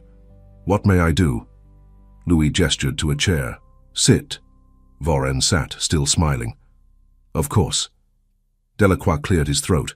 Monsieur le Duc, we are reviewing the draft addendum for Clause 7. Voren's smile did not shift. Ah, a necessary clause. Louis's voice was calm. Who introduced the addendum? Voren spread his hands. Standard practice. Clerks compile, officials approve. Did you approve it? Louis asked. Voren chuckled lightly. Your Highness, I approve dozens of minor revisions. It is my duty. Louis slid a paper across the table. This revision was not minor. Voren glanced down. It appears ordinary. Delacroix leaned forward, controlled. The French is ordinary. The English specifies interpretive authority in a way that shifts balance. Voren's eyes lifted. Then we adjust it. Louis's tone sharpened. Why was it introduced at all? Voren's smile softened, as if speaking to a child. To speed consensus. Envoys like familiar phrasing. Louis did not blink. Envoys like advantage. Voren's gaze flicked briefly toward Madeleine, then returned to Louis. You have become suspicious, Your Highness. I have become attentive, Louis replied. Father Armand spoke for the first time, voice quiet. Attentiveness is a virtue. Voren's smile tightened a fraction. Father Armand, how unexpected. Louis's eyes hardened. Not unexpected. Necessary. Voren's posture remained relaxed. Your Highness, if you wish to rewrite the clause, I will support it. Louis leaned slightly forward. We will rewrite it. But first, we will address another matter. He placed the copied slip from the ledger on the table. Voren glanced down, and for the first time his smile faltered just slightly, as if he had recognized his own handwriting's shape. Madeleine's heart hammered. Louis's voice stayed calm. This entry was altered. Voren looked back up. Household records are revised frequently. Names are corrected. Louis's gaze did not waver. This was not a correction. This was a simplification of identity. Voren's eyes cooled. Your Highness, you involve yourself in trivialities. Madeleine's breath caught at trivialities. Louis's tone sharpened. Nothing involving my negotiations is trivial. Voren's smile returned, but thinner. Then perhaps you should not rely on a maid for them. The words landed like a slap made of silk. Madeleine's fingers clenched. Louis's voice dropped, dangerous in its quiet. You will not speak of her with contempt in front of me. Voren's brows lifted. Contempt? I speak only of propriety. Father Armand's voice was calm. Propriety is often used as a cloak for fear. Voren turned his head slightly. Fear of what, Father? Of a maid with a talent? Hardly. Delacroix spoke, crisp. Monsieur le Duc, did you request a background inquiry into Madeleine? Voren smiled. Security requires it. Louis's eyes narrowed. Security or control? Voren's gaze held Louis's with practiced steadiness. Your Highness, you are being manipulated. A beat of silence.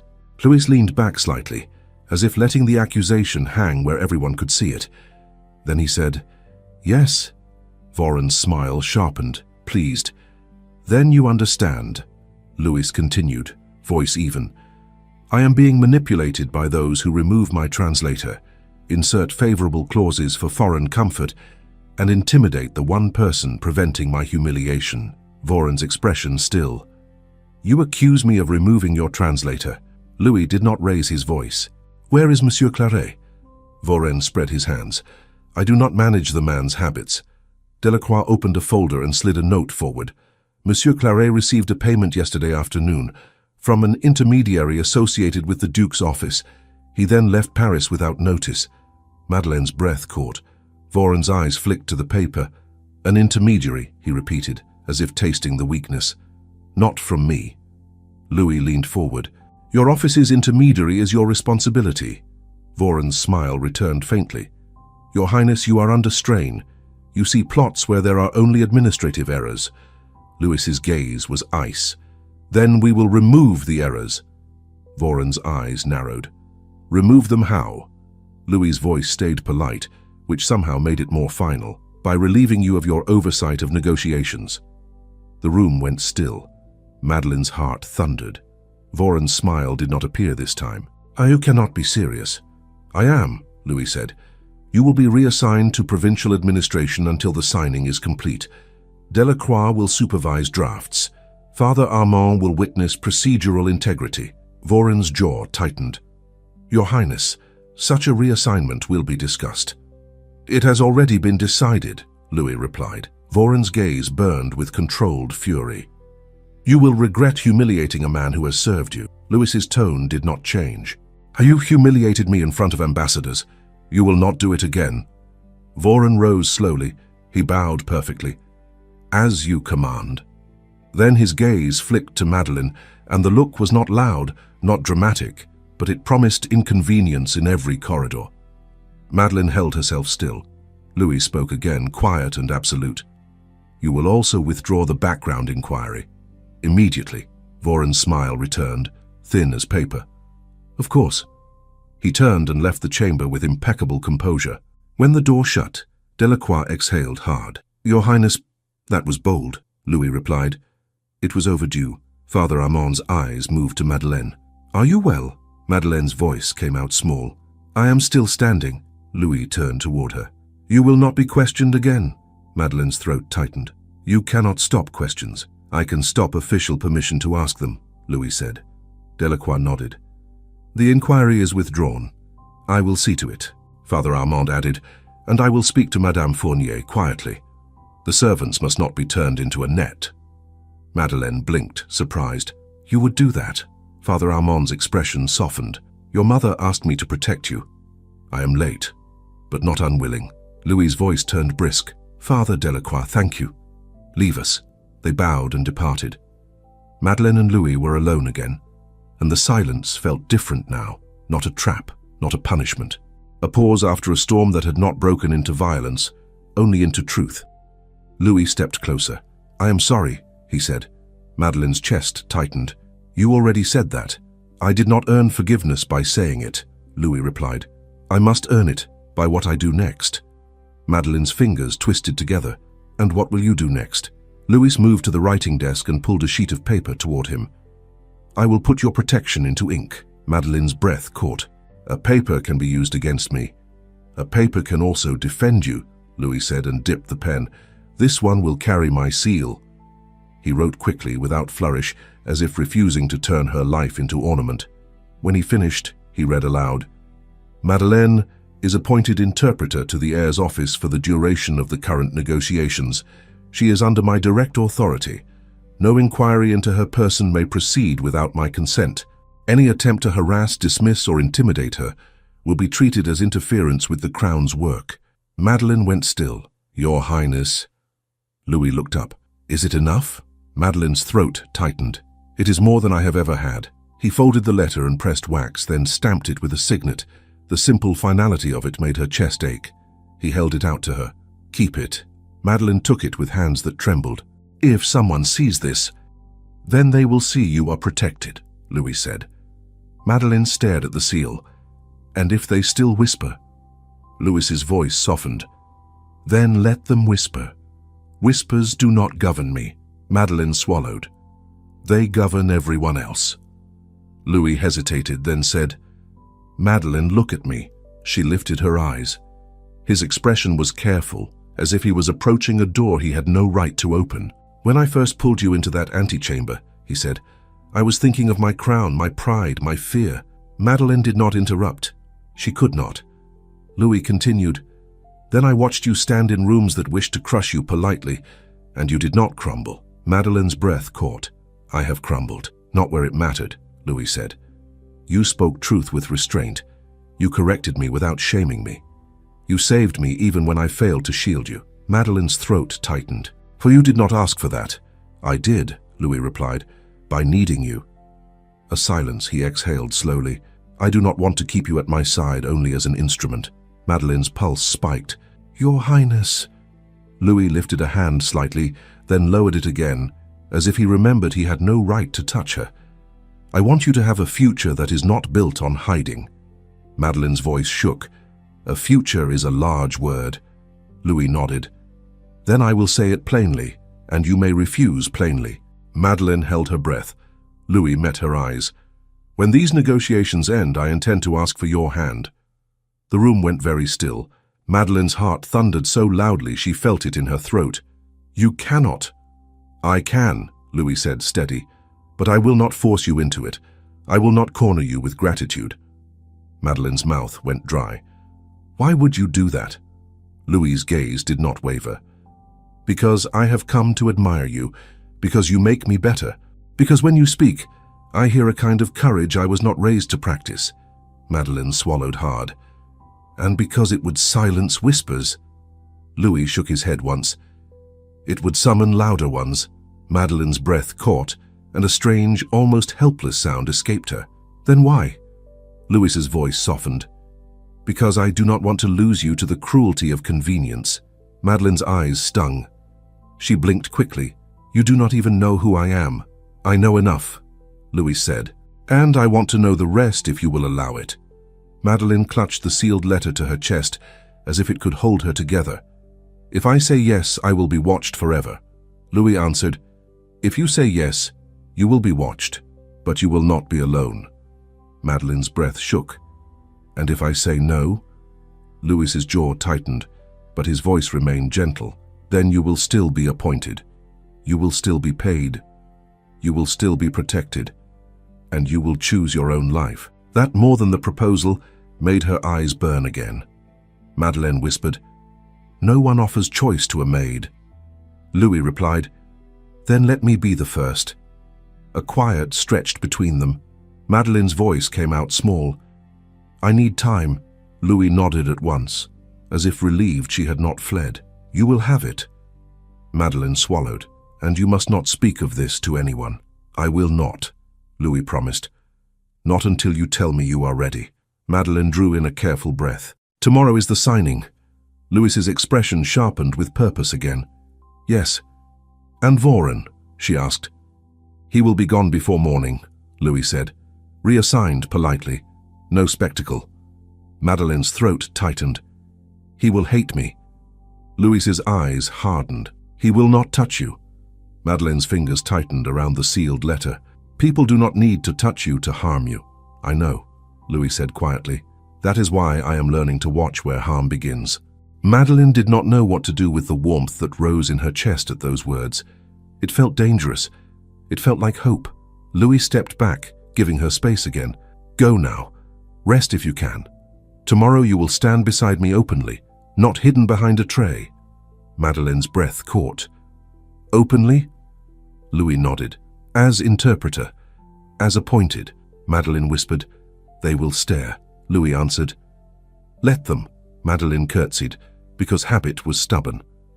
"Yes, Your Highness." Louis's voice softened at the last moment. "Madeleine." She paused. He looked at her with a steadiness that made her chest ache again. "Thank you for not leaving when fear gave you every excuse." Madeleine's throat tightened. "I did not stay out of bravery." Louis replied, "Then I will call it devotion to doing what is right." Madeleine could not answer. She left the chamber, her steps quiet, the sealed letter hidden against her heart. In the servants' corridor, the palace felt different, as if the walls had shifted slightly. People still whispered, doors still closed. But Madeleine carried something new now, not just paper. She carried a name that had been defended. She carried a choice that had been offered. And as she reached her small room and locked the door, she pressed her fingers against the wax seal and whispered, barely sound at all, "Tomorrow then." Madeleine woke before the bells. For a moment she forgot why her heart was already racing. Then she felt the wax seal in her pocket and remembered everything at once.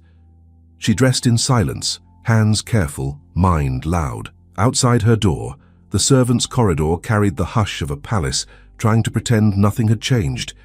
Yet every pause in conversation, every quick glance, said the opposite. Lucy found her near the wash basins and grabbed her sleeve. "Madeleine," Lucy whispered. "They say you're going to stand with him today." Madeleine kept her voice low. "They say many things." Lucy's eyes shone with fear and awe. "Is it true?" Madeleine drew her sleeve gently back. "Do not ask me that in a corridor." Lucy swallowed.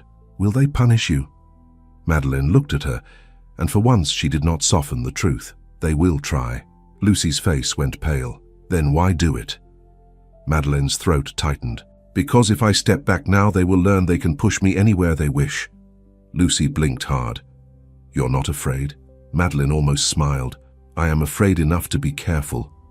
A footman appeared, breathless. "Madeleine, His Highness requests you." Now, she followed, the palace's secret passages swallowing her like a familiar dream. She kept her head down, but she felt the eyes anyway. They were everywhere today, some curious, some contemptuous, some hungry for scandal. When she reached the antechamber, Louis was already there, sleeves neat, expression composed in the way men learned when they were trained to carry a nation on their face.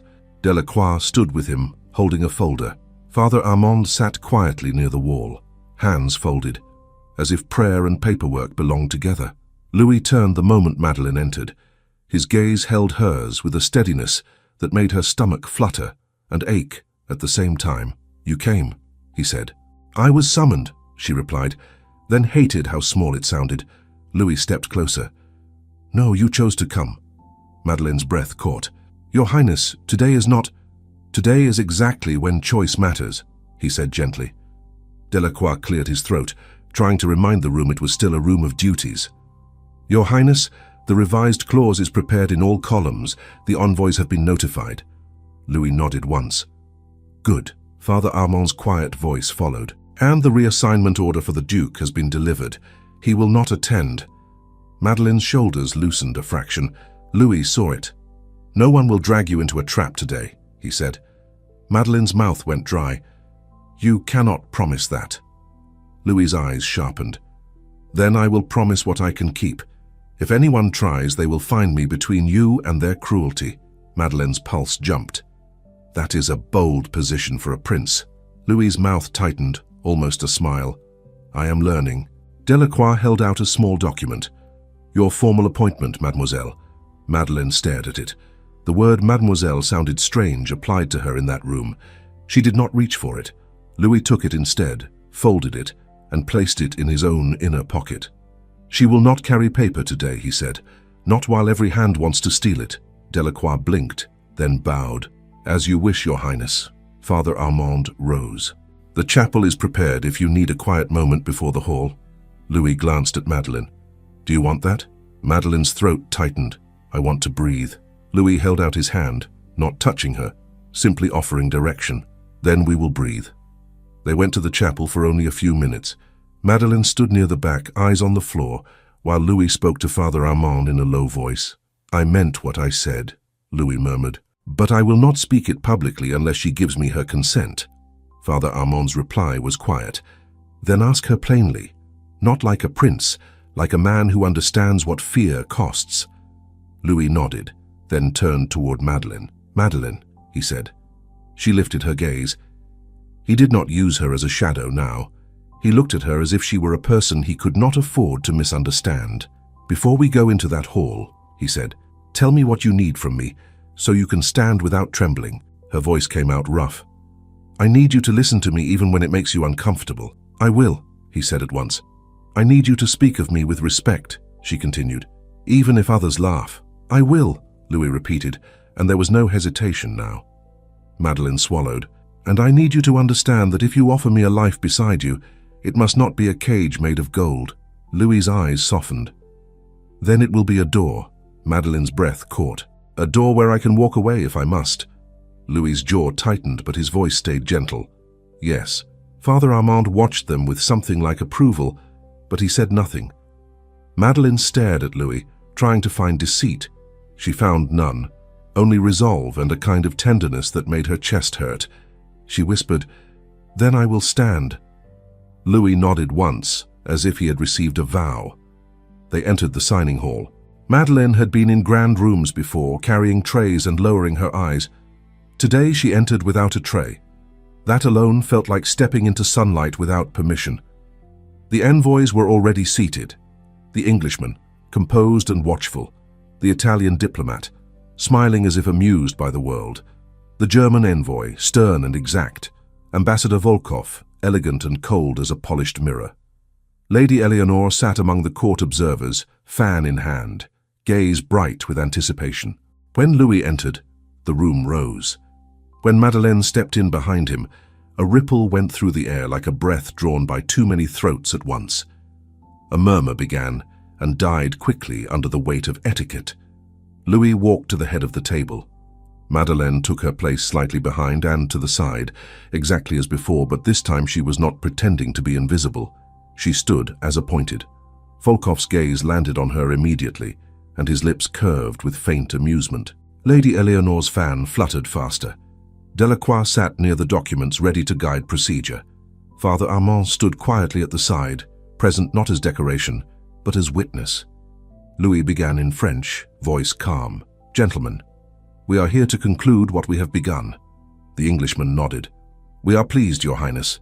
The German envoy said in German, clipped. Then let us conclude. Madeleine translated smoothly, her voice steady enough that it surprised even her. Louis inclined his head. We will, the Italian diplomat smiled. And may it be remembered as wise. Volkov leaned back slightly and spoke in Russian, softly, as if tasting power. May it be remembered as profitable. Madeleine translated into French without a tremor. Not profitable, she rendered, but beneficial to all parties, keeping the tone diplomatic while preserving the meaning. Volkov's eyes narrowed. He had been understood. Good. Let him feel it, Madeleine thought. Let him know the palace has ears. Delacroix opened the folder and slid the first documents forward. Clause revisions have been prepared. Each column reflects identical meaning. The Englishman glanced down. I see the arbitration language is present. Louis replied. Neutral and mutually agreed. The German envoy grunted, approving despite himself. Madeleine watched the room's rhythm, the tiny movements that signaled resistance. Volkov's gaze flicked once toward a line, then away. Lady Eleanor leaned toward a companion, whispering something with a smile meant to cut. Madeleine forced her attention to the work. Words, always words. The Englishman began a final clarification in English, gentle and sharp. Your Highness, may we confirm that interpretive ambiguities will not be decided unilaterally? Madeleine translated into French, making the question as polite as it sounded. Louis answered in French, they will not. We will not bind ourselves to an imbalance. Volkov spoke in French now, smoothly. A mature statement. Louis nodded once. I have had excellent instruction. The room went still for half a breath. Some eyes slid to Madeleine. Louis did not look away from Volkov. He continued evenly, and I intend to continue learning. Then he did something that made Madeleine's heart jump. He turned slightly toward the envoys and said, in careful English, Gentlemen, I thank you for your patience. The Englishman blinked, surprised. Louis continued in German, slower but clear. I respect your precision. The German envoy's eyebrows rose. Louis added a short phrase in Italian, polite and graceful. The Italian diplomat's smile widened. Then Louis faced Volkov, met his eyes, and offered a brief sentence in Russian, not perfect but understandable and humble in its effort. Volkov's amusement faded into something closer to respect. Madeleine felt her throat tighten. He was not showing off. He was showing that he had heard her lesson, that words carried dignity, and dignity could be shared instead of hoarded. Lady Eleanor's fan stilled. For once, she did not look entertained. The final documents were prepared for signature. Pens were offered. Wax and seals waited. Delacroix said, If all parties agree, we proceed. The Englishman nodded. Agreed. The Italian diplomat said, Agreed. The German envoy said, Agreed. Volkov paused, eyes on Louis, then spoke in French. Agreed. The room exhaled. Louis signed first. One name steady, decisive. Then the envoys signed in turn. Madeleine watched the ink form on paper, and she felt something in her chest loosen, as if she had been holding her breath since the first reception. When the last signature dried, Delacroix said, It is done. A murmur rose again, this time approving. Courtiers leaned forward. Smiles appeared. Louis stood. The room quieted at once, because princes did not stand without intent. He spoke in French, clear and controlled. Before you depart, I will speak plainly. Madeleine's pulse spiked. She knew what was coming, and still she was not ready. Louis's gaze swept the room, not lingering on anyone long enough for them to feel singled out, yet making each person feel included in responsibility. These negotiations have taught me something, he said. Not merely about treaties, about humility. A few courtiers shifted, uneasy at that word. Louis continued, I was nearly disgraced by pride. Not the pride of my house, but the pride of pretending I could do alone what requires understanding. Volkov's eyes remained on him, unreadable. Louis's voice did not waver. I will not pretend again. He turned slightly, just enough that the room had to see Madeleine without him pointing at her like an exhibit. Madeleine has served as interpreter under my direct authority, he said. She has spoken with precision, restraint, and loyalty to clarity. Lady Eleanor's lips pressed tight. Louis continued, It is my duty to protect the integrity of this work. Therefore, I formally appoint her as interpreter to my office beyond this signing, and I place her under my protection. Whispers stirred, then caught in throats. Protection was a word with weight. Louis lifted his chin a fraction. If any person here believes that competence becomes less valuable when it is held by a servant, I invite them to reflect on the cost of such foolishness. A few faces reddened. No one spoke. Delacroix's pen paused mid-air. Louis's voice softened, but only slightly. And because I will not ask her to bear the burden of whispers alone, I will also announce this. Madeleine's breath stopped. Louis's gaze found hers briefly, not as command, as question. Her fingers curled against her palm. The wax-sealed letter in his pocket felt like a heartbeat she could not hear but trusted. Madeleine gave the smallest nod. Louis turned back to the room.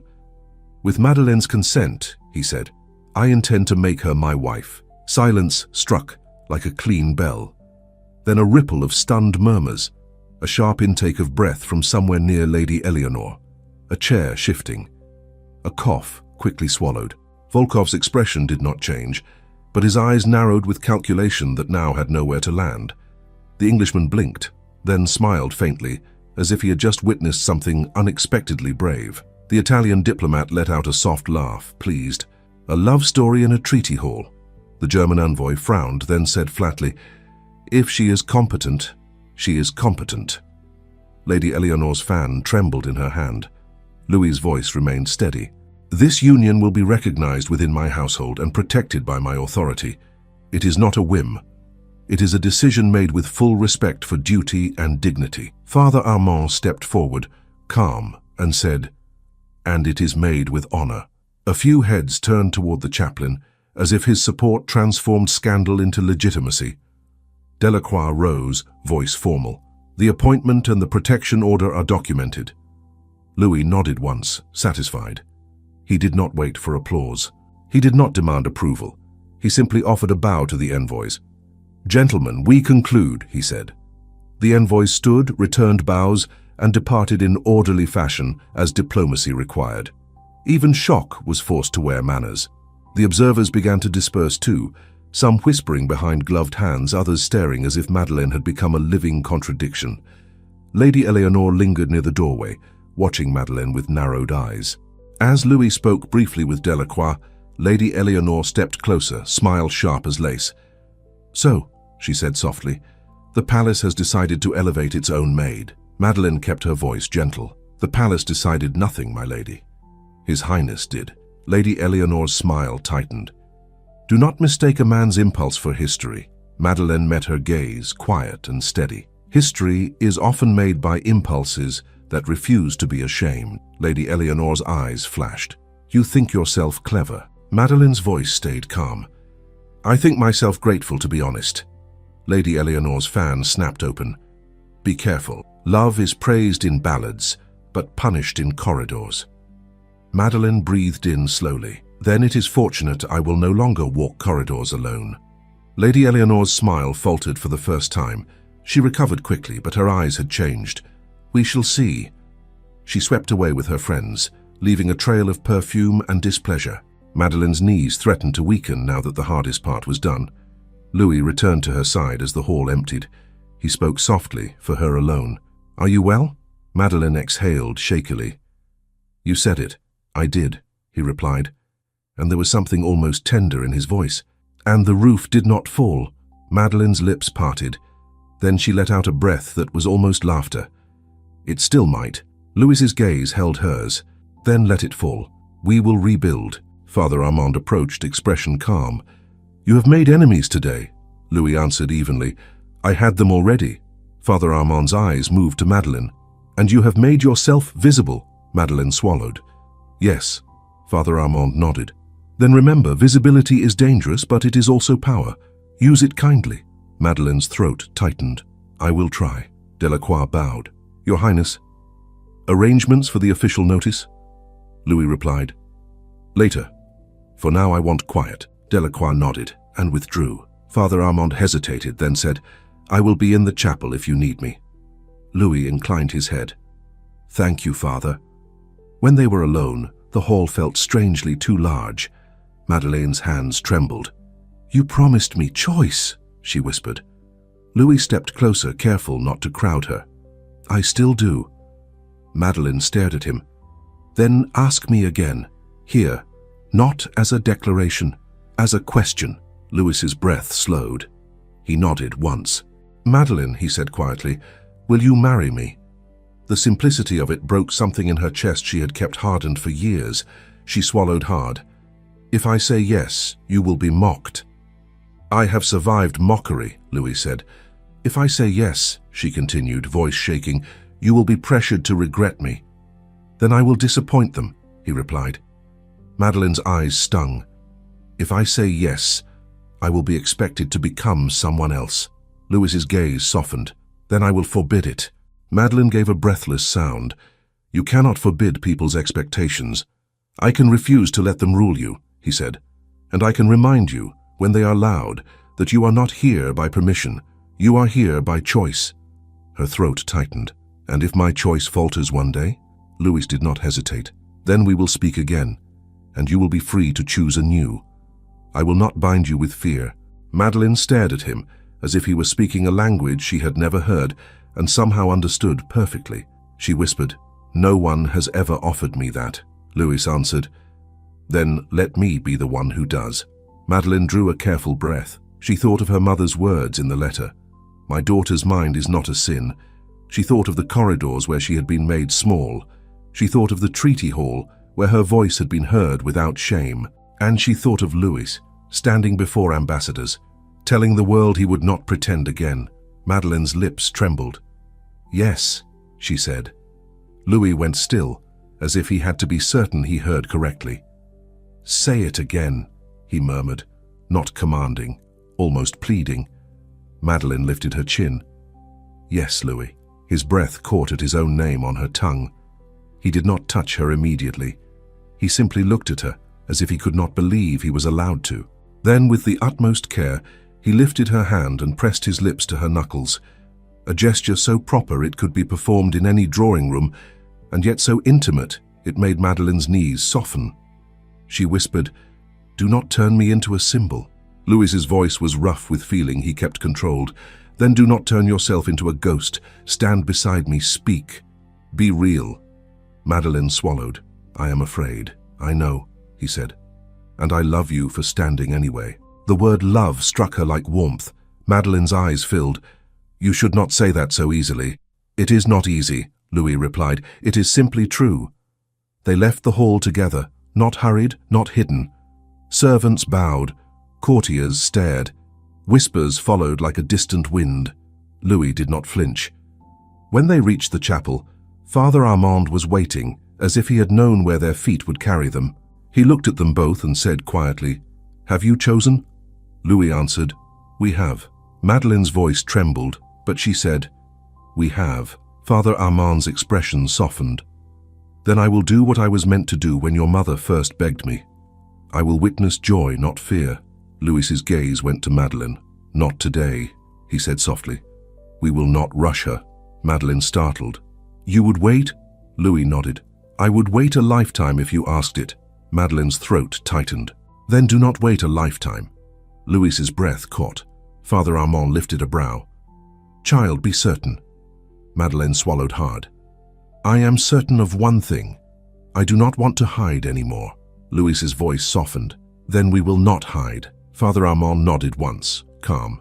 "Then we begin with betrothal properly announced and we proceed to marriage with dignity." Madeleine whispered, "And if the court refuses dignity?" Father Armand replied, "Then the court will learn it." Louis let out a quiet breath that might have been laughter. "Father Armand, you sound like a general." Father Armand's mouth twitched. "I fight different battles." Madeleine stood between them, heart pounding, and felt something she had never allowed herself to feel in this palace. Belonging.